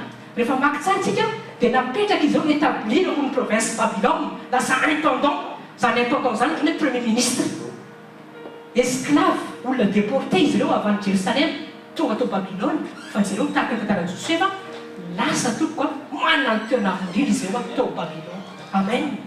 Ianao fa mihevitra fa ianao tika afaka président de la France andray androany. Amen. Amen. Alléluia. Io azemonao ihany io. Tady tsara fa Andriamanitra mitady olona ifait la différence ty tany ty tady serviteur izy.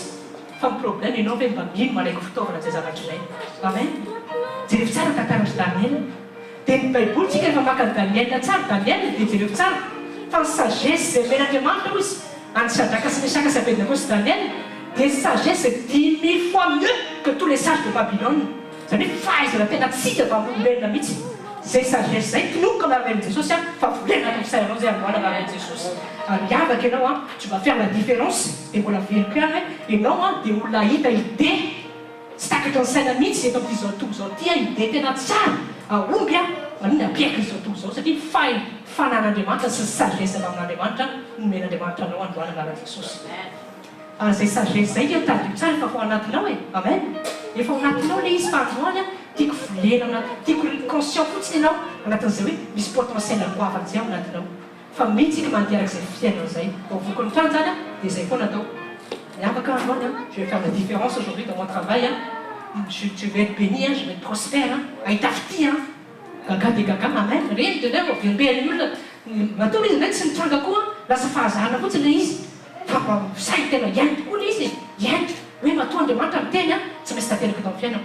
Dia zao koa atao matoa le izy mbola tsy hitako koa le izy za tsy haina amin'ny tenin'Andriamanitra fatra fa tsy niova izy fa za hiaritra hatramin'ny farany io zany tenin'Andriamanitra sy ny mpandriamanitra teo zay maharitra hatramin'ny farany mijeno. Amen. Ianao koa zany raha mbola misy promessen'Andriamanitra tsy azonao aza mihevitra misy to fikiro hatramin'ny farany manana persévérance égale persistance qualité koa zay takina rehefa miaraka amin'Andriamanitra. Fahaza manao hoe mbola tsy hita aiza ihany le fitahian'Andriamanitra ohatrany efa ela ihany anompanao tena tsy hitako tena misy marina tokoa hoe le fitahina.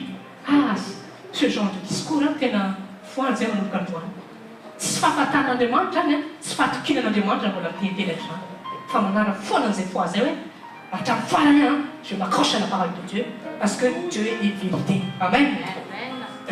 Fizantsika any Josué chapitre 1 verset 8 tapany faharoa.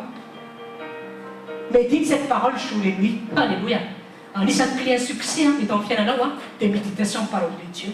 Io zay tena hiteo foana le izy tsy filambaniny tenanao hoe mamaky Baiboly dia jereo ke ten'Andriamanitra zany tena tsara ny ten'Andriamanitra.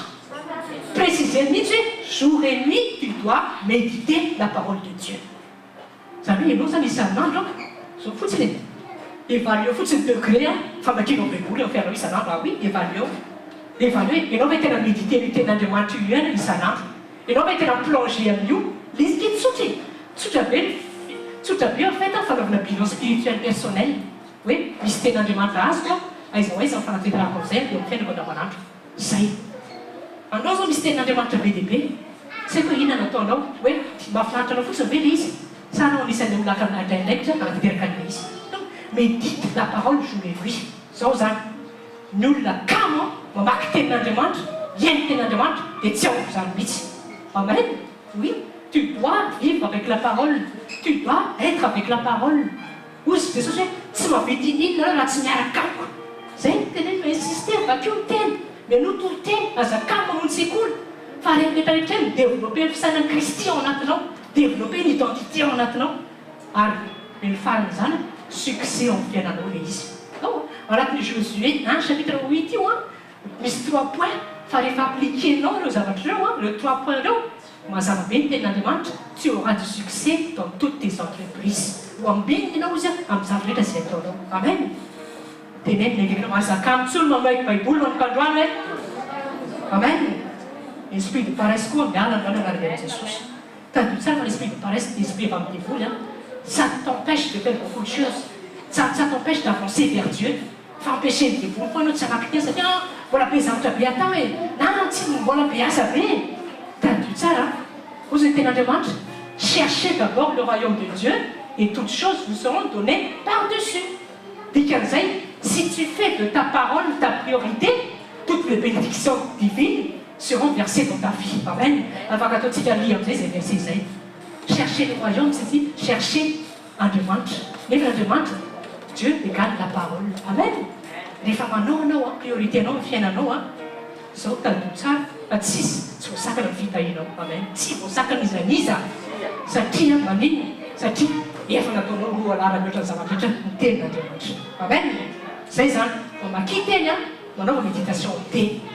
La méditation, les femmes qui n'atteignent pas ce souhait, qui ne vous sont versés à la crème marina, et arrivent à dire des vides. Ténèbreusement, médite. Médite, ça veut dire passer du temps avec, plonger dans la parole. Ce n'est pas simplement lire comme un lire un roman. C'est méditer dans notre métier. À très important, ça ne demande. Tenez-nous, tenez-nous, marre de ton fier, ça ne demande. Fanamasne, à t'ouvrir de ton fier. Ça, une méditation. Tu te plonges, tu prends le temps. Que nous allons à la santé, tu as ce qu'on a plutôt.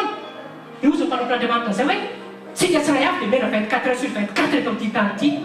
Fan qui organise non, journée, non, vous m'avez fait un seul nul là, je me serais rien fait. Ma tout le monde demande 24 heures. Fit à l'automne, ça va être. On tout cas, on y a. Faut qu'on m'a dit de demande, jour et nuit. En demande, il faut. Ça ne va pas demande, mais nous offrons la dole. Famille, quand tu réalises, la petite qui est Amen. Fatel. Fanarana tsipriana, izay tenen'Andriamanitra. Alléluia. C'est ici. Mahafinaritra be Jésus 8. Voalohany, la parole qui s'éloigne pas de ta bouche, tu proclames tous les jours la parole de Dieu afin qu'elle prenne vie dans ta vie. Faharoa, méditation de la parole tous les jours, à chaque instant. Nous avons tout le temps sur femme qui notait, de fatelo,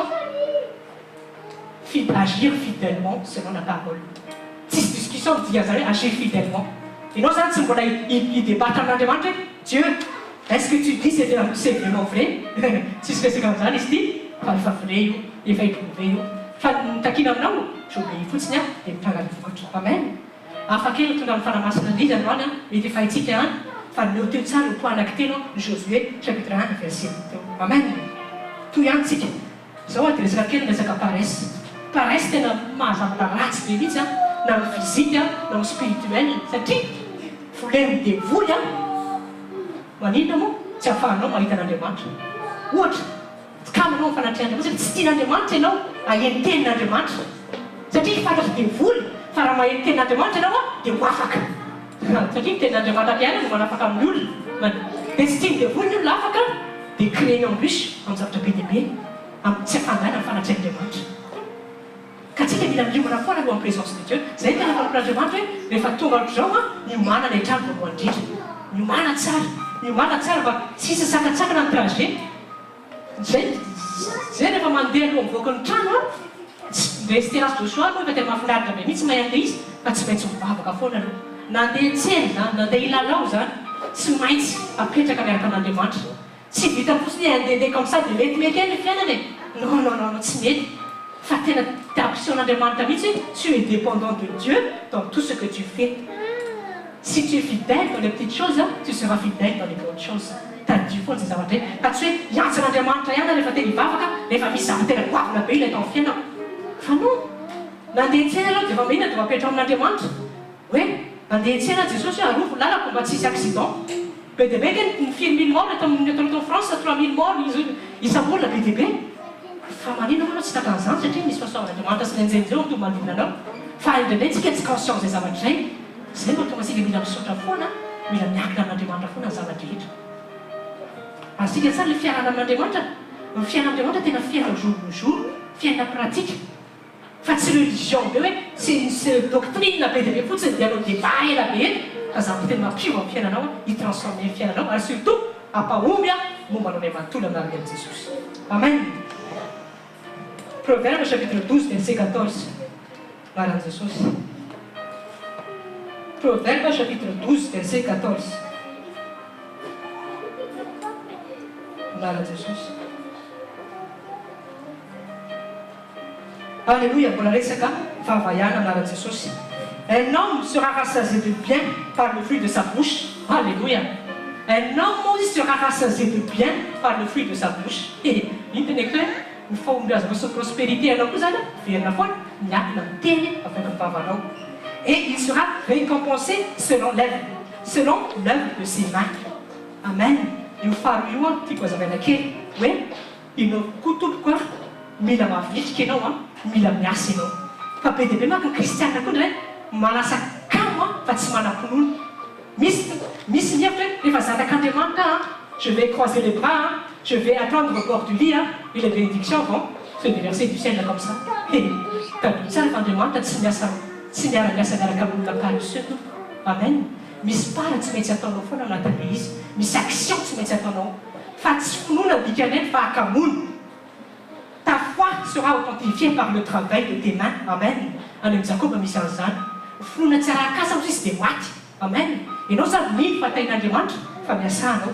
Ianao zany tsy miatin'izy zany le teriteny hoe zatain'Andriamanitra, zanak'Andriamanitra mipapako roa dia atory foana isan'andro amin'ny folo maraina ny fio dia fantako fa fitahina dia tonga amin'ny fiainako. Andasy ao Paul tompoko raha tonga fitahinao, andasy ao Paul. Andriamanitra dia eo anao. Andriamanitra tsy karaha zany izy mazava be. Vakio tsara ny proverbe sy amin'ny ecclésiaste.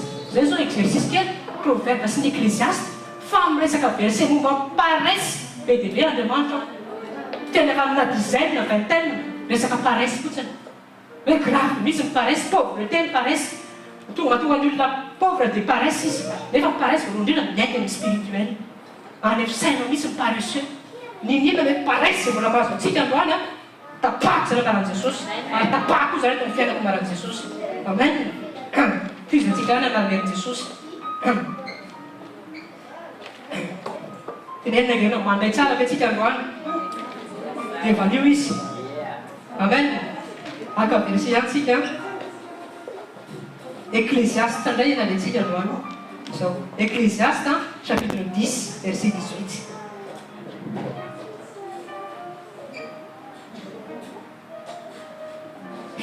Momba ny paresse, c'est le tsara ny tenin'Andriamanitra. Ecclésiaste chapitre 10 verset 18. Par une grande paresse, la construction dépérit, et à cause de l'oisiveté des mains, la maison est gouttière. Mazava be ny tenin'Andriamanitra.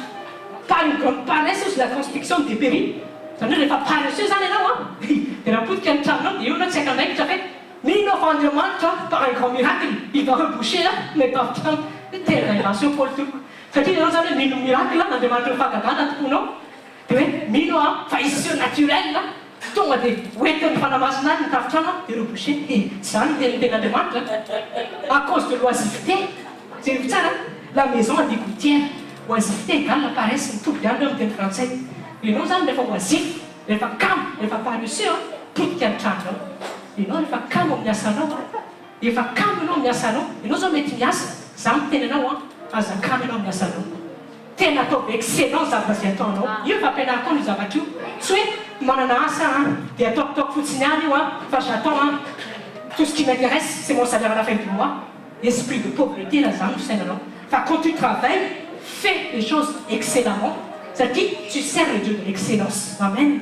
Et tu fais toutes choses pour Dieu et non pas pour les hommes. Colossiens chapitre 3, chapitre 23.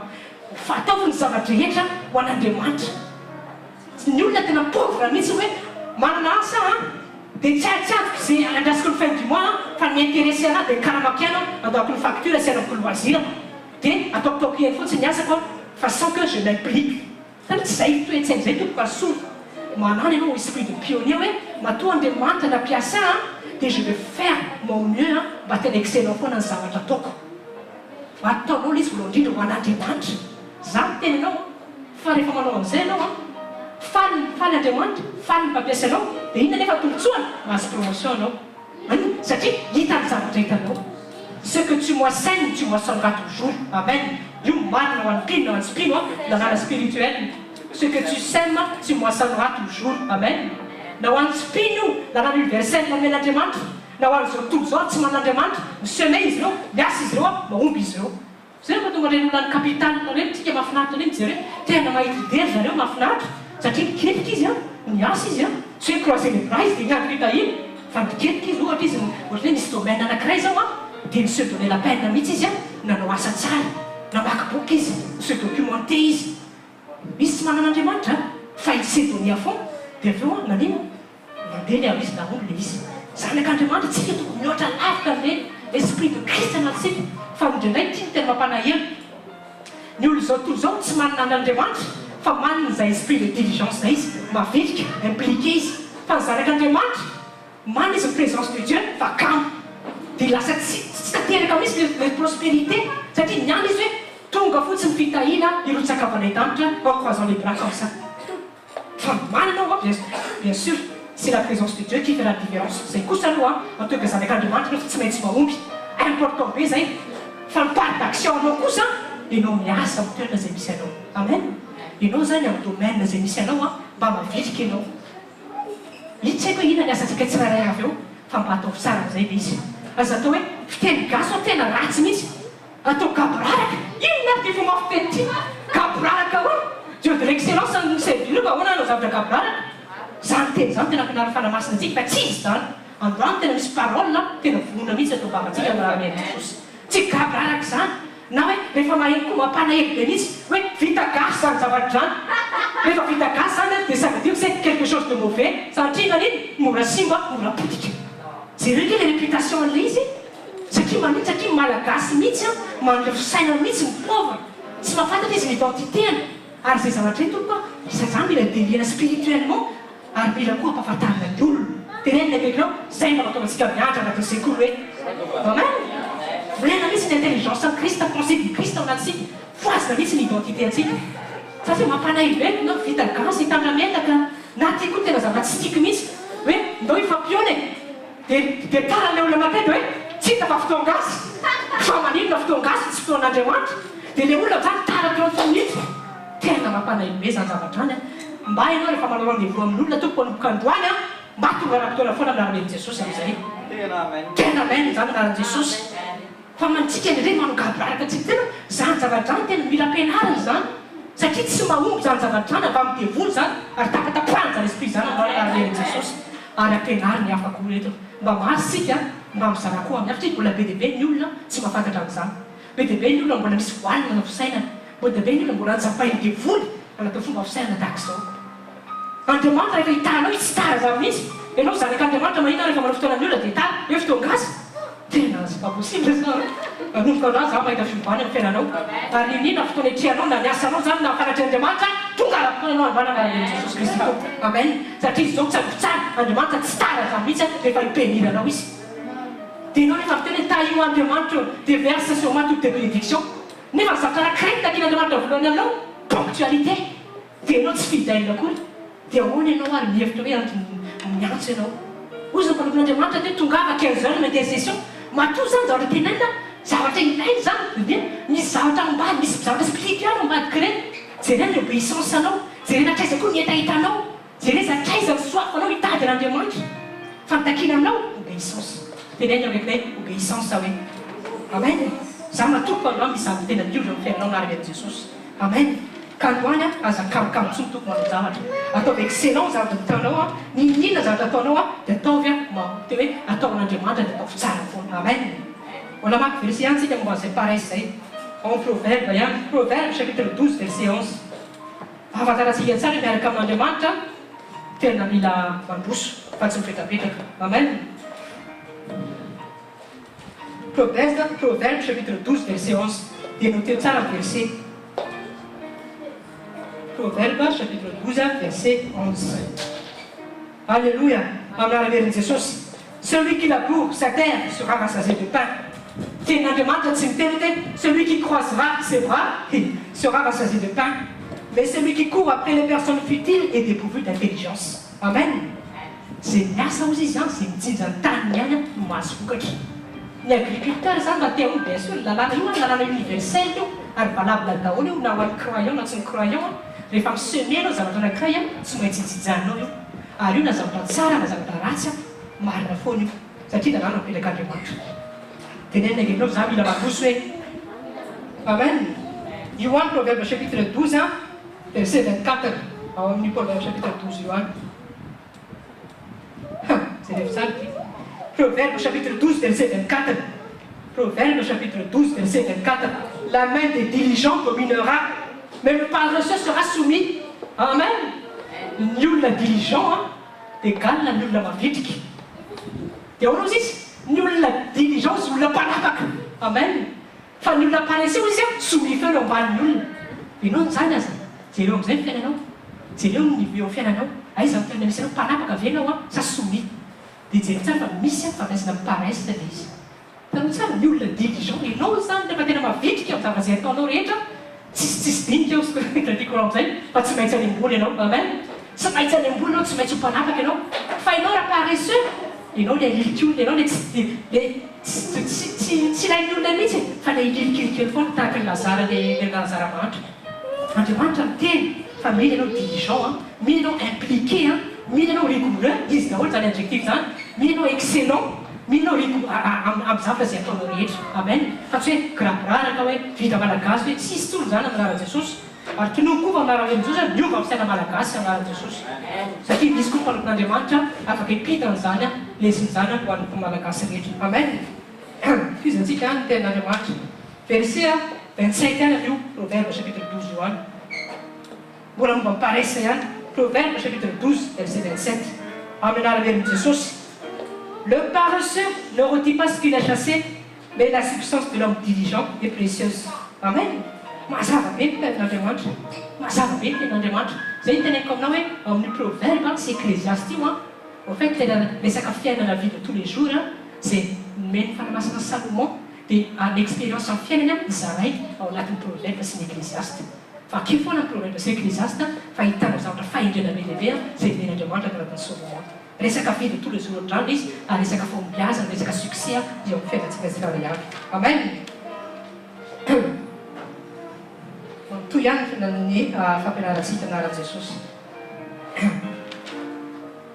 mena amin'ny Josué 8 io hoe ozy ny ten'andriamanitra hoe misy secret mampahomby antsika dia inona le izy le livre de la loi asika tsara le livre de la loi ianao rehefa mahazo information eo amin'ny fiainanao iny information iny mampiova amin'ny fiainanao amen ny tenin'andriamanitra zany ny information ilayntsika afahantsika mahomby eto amin'ity tany ity amen raha mijerytsika reny olona rehetra zao toy zao reny zay nahomby reny olona reny à un moment donné de leur vie tsy maintsy mifanena tamina information anankiray tsy maintsy mifanena izy reny tamina information anankiray nampahomby azy tao amin'ny fiainana avec exemple anankiray zao tantara Richard Branson fa tsika tsara Richard Branson président Virgin Megastore izy ny 11e fortune d'Angleterre izy manana société ana téléphonique eran'izao tontolo zao izy afaka nanana programme spatial makany amin'ny espace dia jery tsara ny tantaran'ity Richard Branson ity Richard Branson dia olona tsotra 19 ans izy niala tany am-pianarana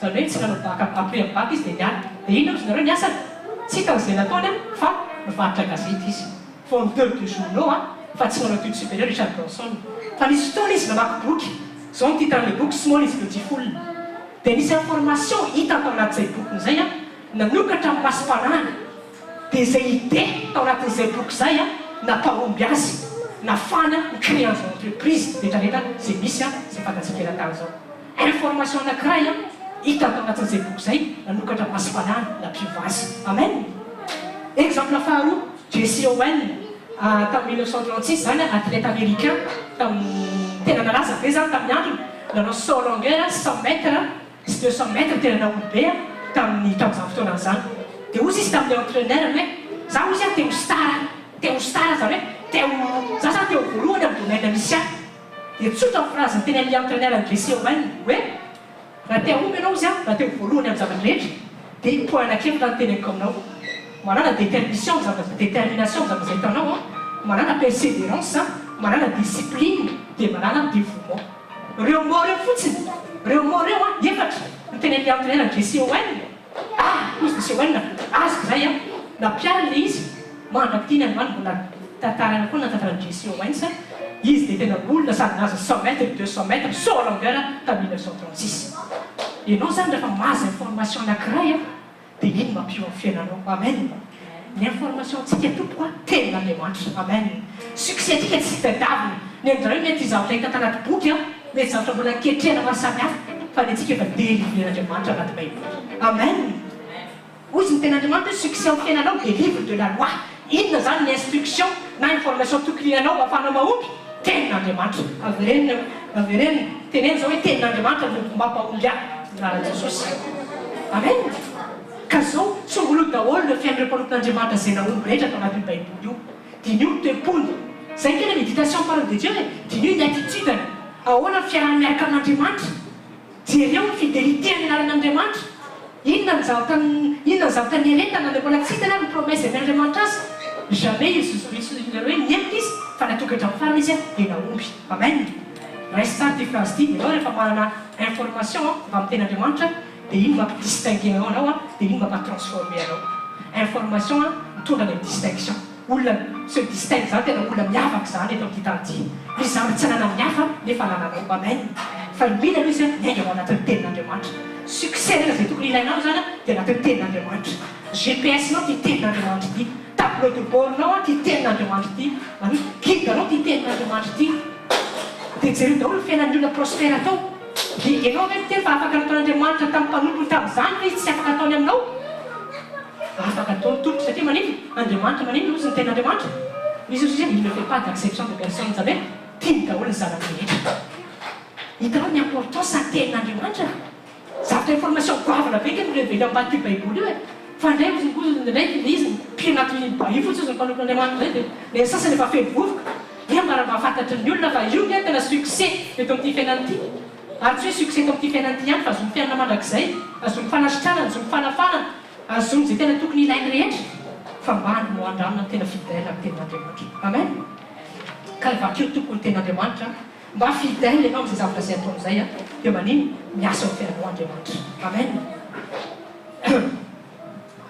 mamarana koa azy dia toeposy farany attitude miaraka farany am'izay hoe tsika koa rehefa miaraka amin'andriamanitra dia niteneko teo hoe tsika aza misusufira amin'izao mihitsy efa mety na hoe mety amiko zao fa manana foana hoe tombo hatrany foana any amin'ny fahalebiazana amen Genèse chapitre 12 vakitsika Genèse chapitre 12 verset 1 à 3 miaran'i Jesosy Genèse chapitre 12 verset 1 à 3 tantaran'i Abraham appelle promesse men'andriamanitra ny Abraham Genèse chapitre 12 verset 1 à 3 miaran'i Jesosy Or le Seigneur avait dit à Abraham sors de ton pays de ta parenté et de la maison de ton père vers un pays que je te montrerai et tout va dédicar dans le verset 3 et verset 2 et je te ferai une grande nation et je te bénirai et je rendrai ton grand et tu seras une bénédiction et je bénirai ceux qui te béniront et je maudirai ceux qui te maudiront et en toi toutes les familles de la terre seront bénies nahasteny andriamanitra nahasteny Abraham avy amin'andriamanitra dia jereo tsara mahafinaritra an'ilay izy vao nahasteny Abraham dia verset 4 nge jereo hoe verset 4 latsaka ny teny tonga dia sur le champ Abraham verset Genèse chapitre 12 verset 4 et Abraham s'en alla zay fotsiny raha vao teny andriamanitra Abraham tsy se posé 1000 questions hoe je vais faire ou pas andriamanitra mbola tsy Abraham tsy nialina izy hoe marina tokoa hoe zany tenin'andriamanitra zany hoe raha ny any amin'ny tena zay tsy fantako dia tena hotahina marina ve tsy non fa ozy ny tenin'andriamanitra et Abraham parti et Abraham s'en alla zay tokoa mba mana zay zavatra rehefa miteny andriamanitra aloha misy directive anankiray tonga dia mba obéissance eo iny efa nampianaraka anao foana hoe tsy mitovy l'obéissance totale sy l'obéissance partielle mais samy obéissance any anarana fa rehefa misy teny anankiray dia mba tonga dia ataoviny eo le izy mandrindraindray manopin'andriamanitra mametraka andraikitra atsika tsirairay avy hoe ohatra natao Christian zao ataony se tonga dia ataoviny eo iny zavatra iny za miteny asy fa misy prospérité sy takatransaina atao zay zavatra iny preuve biblique izy ary Abraham tena nanao io zavatra io izy toa andriamanitra miteny hoe circoncisé daholo izy malina rehetra misy taditsolo le verset ao anatin'ny tanàna fa vao tenin'andriamanitra et Abraham prit toutes les fils et de son village et il circoncis sur le champ zay mihitsy ny tenin'andriamanitra zany hoe vao latsaka ny teny dia nanao Abraham ianao tokoa manana ianao zay obéissance totale amin'ny tenin'andriamanitra iny tenin'andriamanitra ma tsy débat oui je veux encore analyser si ce que Dieu me dit est vrai tena marina hoe tenin'andriamanitra ao tsy zay takin'andriamanitra aminao fa finoana tsotra fa mizavatra zay lazainy aminao zay prospérité amin'ny fiainanao amen dia zay koa farany amin'izay principe de prospérité farany rehefa niteny amin'ny Abraham hoe andriamanitra tamin'ny Abraham hoe mandeha any io ny teneko hoe Abraham tompoko tsy olona kamo Abraham fa olantitra be fa zao nataony Abraham lasa izy N'élevé troupeau izy mazava amin'ny Genèse 13 misy aza zavatra ano ampitsara teo amin'ny baiboly dia tsy vitany izy n'élevé troupeau anankiray fa mitombo foana élevage tombo foana ny bétail zay no teneniko aminao hoe ianao manana esprit de diligent ao fiaina zavatra izay ataonao dia manana foana hoe mitombo foana makany amin'ny fahatsarana dia zay foana tenentsika hoe rehefa mitombotsika dia Andriamanitra mibénira antsika Dieu Andriamanitra zay le mitombo eny am-pandehanana zay zavatra averina antsika foana mahavalabona foana eo amin'ny zavatra rehetra ianao rehefa diligent tsara miasanao rehefa ataonao tsara foana io isan'andro dia plus Dieu te bénir dans tout ce que tu fais. Abraham une fois izy n'élevé troupeau anankiray tsy se suffire izy hoe ampy anazy zay fa il a continué à élever le troupeau dia Genèse 13 moa vakitsika tsara Genèse 13 vakitsika tsara ny tenin'Andriamanitra tonga amin'izay fitahin'Andriamanitra sy takatra ny saina teo amin'iviny Abraham satria Abraham tsy nijanona am-toerany fa nandroso foana izy il a continué à élever en Genèse chapitre 13 verset 2 et Abraham était riche en bétail en argent et en or aleon'io fotoana io Abraham mbola vakijeva mamaky mbola n'élevé izy mbola niompy tsara izy mbola tombo foana izy tsy se suffire fotony izy eny rehefa manana omby ray sy brebis ray dia ampy azy zay fa midéveloppeny foana le izy dia plus izy mandroso plus dia mitahin'Andriamanitra izy amen zay zavatra zay anany zay tompony zay zavatra zay tena esprit tena tian'Andriamanitra tsy se suffire zay zavatra zay fiverimberina foana koa tanoate aza misuffire amin'ny zavatra zay efa ananana aza misuffire amin'ny connaissance efa zay azonao fa manana foana hetaheta ozy ny tenin'Andriamanitra hoe any amin'ny Hébreu parce que adiko ny verset hoe nareo ozy izy vous êtes toujours des enfants dia tezitra misy Andriamanitra hoe pourquoi vous êtes toujours des enfants tsy tonga mihitsy ozy mature spirituellement fa vous en êtes toujours izy olé spirituel be dia be zany kristianina malé spirituel foana nefa nefa nitanjon'Andriamanitra azy tonga any amin'ny adulte spirituel dia nefa n'izao ny enfant tompoko tsy afaka sitraka mihitsy zavatra zay sitrahany grand na hoe ny adulte ny enfant fitahina kely foana ny enfant zavatra sombosombony eny foana fa ny olona mature ny olona adulte ny olona mitombo ny olona mangetaheta ny olona mandroso ny olona tia hoe soif de connaissance zay foana ny olona miavaka sy tahin'Andriamanitra loatra amen ianaran'Ian'i Jesosy atsangany tanina zay nandray zavatra androany naran'Ian'i Jesosy voninahitra n'Andriamanitra zay miavana Andriamanitra amintsika androany mankasitraka atsika tsirairay avy dia matoko feno fa nandraitsika androany araka ny teneniko foana hoe aza atao mampalifaly fotsiny le izy fa atao fiainanao le izy zay hoe ny information zay azonao mba miten'Andriamanitra mivadika révélation dia ny révélation tonga transformation laisse-toi te transformer par la parole de Dieu les connaissances aza tena mameno cahier fotsiny sy hoe za tena faly be fa nandray noty dia misy tenin'Andriamanitra zay ny tenany amin'ny Luc hoe celui qui est juste c'est celui qui n'écoute pas la parole mais c'est celui qui l'applique dans sa vie misy tena zay mihitsy any amin'ny Luc any be dia be zany ny olona kristiany miaino ny tenin'Andriamanitra fa tsy tanteraka izy amin'ny obéissance dia tsy mahazo vokatra izy any be dia be mihitsy zay no mahatonga fiainan'olona tsy miova vavaka ihany mienteny ihany dia mety dia lasa tonga manoatra Andriamanitra zany le Andriamanitra mba tsy mirano sekoly mihitsy oui tsara anao tonga sekoly efa bon point zany tena ilay fa ny degré hafa ve vitanao ve ny application mivadika zay zavatra zay amen manana an'izay zavatra hoe androany anazy information tona révélation tatanaty le izy nanokatra masipanahy le izy appliqué comme zay l'église manokatra rehefa avy eo amin'Andriamanitra Jesosy tahin'Andriamanitra sika dia matoko feno fa misy mavovely ny fiainantsika anarana Jesosy amen teatsika tenaandriamanitra tsangantsika marana amin'ny fotoana alohan'ny vavaka atao dia raisiko kely eny 2 Corinthiens 8 verset 9 2 Corinthiens 8 verset 9 Corinthiens faharoa fahavalo andiny fahasivy aza atao very maina ny zavatra nataon'i Jesosy teo amin'ny fiainantsika aza atao à la poubelle ny zavatra nataon'i Jesosy teo amin'ny fiainantsika 2 Corinthiens 8 verset 9 car vous connaissez la grâce de notre Seigneur Jésus-Christ qui, bien qu'étant riche, cependant il est devenu pauvre pour vous, afin que par sa pauvreté vous puissiez devenir riches. Tafantatrareo fahasoavan'i Jesosy Kristy tompontsika efa nadena nakarena izy dia tonga malahelo noho ny aminareo mba hampanankarena anareo ny alahelo. Be da be ny zavatra nataon'i Jesosy be da be ny zavatra tsy maintsy ny alany mba hatonga atsika anakarena tena hoe kaikinao Andriamanitra tompony zavatra rehetra fa tonga dia tia tany izy a mba tonga anao anapaka amin'ny zavatra rehetra. Ao Matthieu 28 a raisonao fotsiny fa tsy vakiana Matthieu 28 verset 18 eo izy Jesosy. Toute autorité aux ici, c'est toute puissance m'a été donnée sur la terre et au ciel. Tu n'es pas nous avons dit que tu es né. Matthieu 28 verset 18-19. Mila fantatrao zay mila eritreretinao zay mila saintsainao zay tenen'ny pasteur teo fa tadidio tsara fa Jesosy avy any amin'ny toerana manan-karena indrindra lasa mahantra izy mba hahatonga antsika hanan-karena. Ty dia ataontsika hoe ny fahombiazako ataontsika mifotsika ray manontolo le satria mahatonga antsika mahomby zay mahatonga Jesosy zay nahatonga n'Andriamanitra ny teny any amin'ny Deutéronome 8 verset 16-18 raisinoty momba ny resaka offrande. Tsika tsy mandray offrande tsika tonga sora zay vaovao misy boîte jaune fotsiny any ohatrany hoe ataontsika ohatrany hoe zay moa offrande azy zay vokatry ny fo fa tsy tatazana. Ao Matthieu 8 verset 16-18 nareo dia mahita ao izy hoe tsy nivokatry navorianareo arena ozy izy dia tadidio fa Andriamanitra.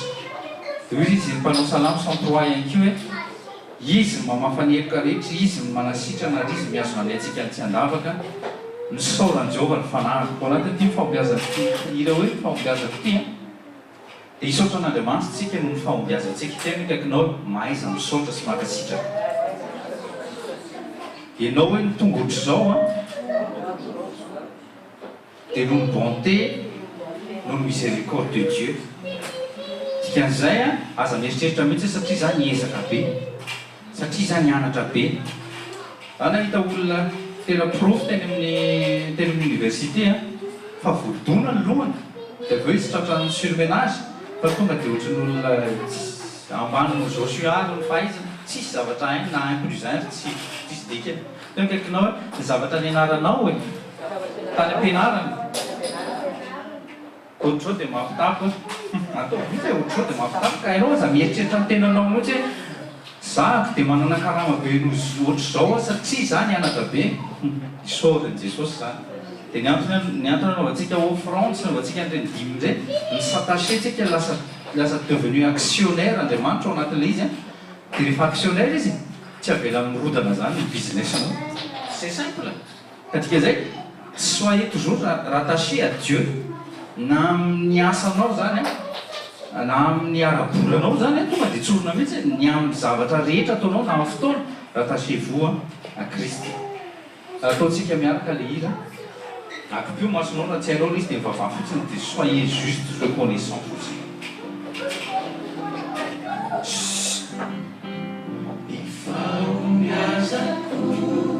Jesosy avy aminao, ny fahombiazako tsy amikeliko natanjako. Aizaho irery no mandeha amin'ny heliko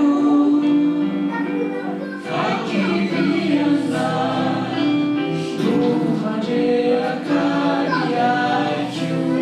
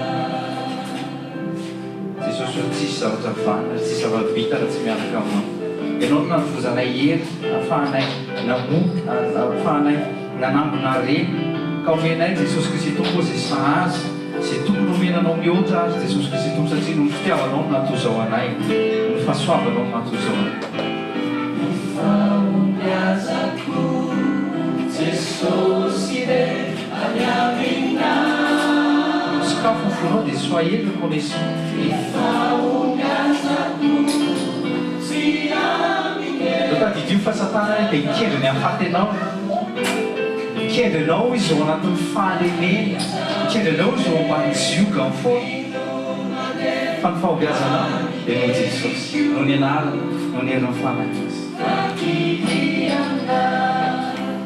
no mandreraka ny aiko Jesosy tsy saraka inao ny mpamondriko lalaiko fa ianao no manam-pahefana efa resinao miariko tsy saraka minao ny mpamondriko lalaiko ratsy ataotra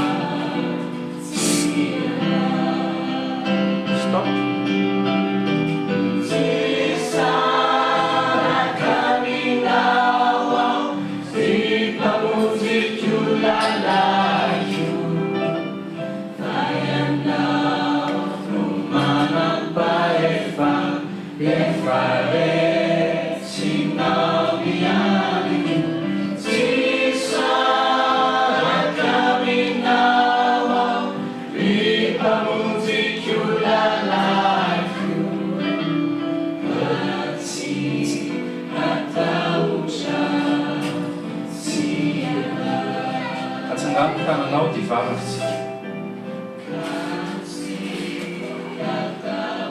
raha masina amin'naramaheran'i Jesosy Kristy tompo dia tsy hoe manandratra ny tananay an'ilay anay ambenary anay araky ny endriny sy araky ny tareny dia tsy hoe ny tena manolotra tanteraka ny fiainanay aminao Jesosy Kristy tompo fa ianao tompo sy mpanavaka eo amin'ny fiainanay fahombiazanay amin'ny zavatra rehetra mba toy zay prospère amin'ny zavatra rehetra mety tsy prospère araky ny fisaina zao toy zao zay fa prospère zay amin'ny zavatra rehetra satria ianao nampahantranao tenanao mba tonga anay anakareny tompo tsaronay manomboka androany fa matoa zay tsy maty matoa zay tsy nenjehan'ny satana tsy nenjehan'ny satana fa tsy nahazo anay izy tetika anay izy ny hafaty anay dia satria nenjenao ny tompo manodidina anay dia misaotra anao zay nitoerana zay nandefasan'ny satana anay Jesosy Kristy tompo dia satria nitoerana zay nandefasan'ny satana baly sy tsipika na tonga anay tsy nadona anay zany tsy nakasika anay dia satria nylamosinao nefa mivelarinao dia dona taminao daholo zany misaotra anao zay Jesosy Kristy tompo fa ny fahombiazanay manomboka androany no niteny zay napetraka tao ambavampanomponao teo dia hitobaka 100 isan-jato amin'izay vaka ao amin'ny anaran'eran'i Jesosy Kristy tompo sy fisainana vaovao ny sagesse ny intelligence vaovao atonga anao hiavaka ny amponanao hiavaka ny firenena zay ny avianao hiavaka amin'aran'i Jesosy raha ho fantatra amin'izay hoe nona misy malagasy malaza dia ho kristianina izy manomboka zao amin'izay satria amin'ny alalanao kristianina nivoaka le fisainana vaovao amin'ny Kristy le fisainana vaovao amin'ny Kristy le fisainana miaraka amin'ny fanahy masina tonoka amin'naramaheran'i Jesosy Kristy tompo fa zay kasihan-tananao dia ahomby daholo dia mety ary amin'ny excellence daholo zay zavatra saintsaininao rehetra dia ho tanterahana amin'izay amin'naran'i Jesosy tanterahanao ampinono ary ho tohana amin'ny fanahy masina amin'ny heriny amin'ny anaran'i Jesosy tononona fa iray sokatra masom-panahinao sy ny sofim-panahinao dia andre zavatra mbola tsy renesinao sy mbola latsaka tao anatin'ny fon'ny olona tsy mbola hitan'ny olona maso efa nomanin'Andriamanitra an'izay tia azy ianao zay tia azy zay teaneo vonahany sy ny fanjakany dia ianao amin'izay no hisantatra an'izany ary anaraka anao ny ankonanao sy ny fianakavianao sy ny firenenao ihany koa tonoako fa prospérité zay efa nomanin'Andriamanitra ao anao folony mbola tsy noariana ianao fa mbola voatao akibondreninao efa nomanin'Andriamanitra ny 20 taona sy 100 taona andehananao ety ambonin'ny tany tononona sokafana amin'izay zany vo tonga vato mamainy ampelantanany satana zany ka tsy ho hainy sakanana Naninona fahasoavana na raha materiela na spirituel raisina anjaranao aminaran'i Jesosy minoa dia mandeha any fa sy tahaky ny nandehanan'i Jesosy eraky Galilia sy eraky Jerosalema ka rehefa nila vola izy dia nanokatra vary nanokatra amin'ny vavan-trondro rehefa nila hanina izy dia niteny eo misaotra Jehovah fa ianao navokatry ny tany dia azony zany dia efa nomaniny Jehovah zany ho an'i Jesosy nomanina koa ny amin'ny fiainanao rehetra fa ny amin'ny andronao sisa dia tobaka ny eo amin'ny fiainanao aminaran'i Jesosy mankasitrahany anarany dia aza ingraha fa tsarovo Jehovah tompony maro izay namehery anao na vorianao are samita in'Andriamanitra amin'ny anarana Jesosy amen fa fahasoavan'Andriamanitra anatozao fahasoavan'Andriamanitra anatozao anareo amen ai Jesosy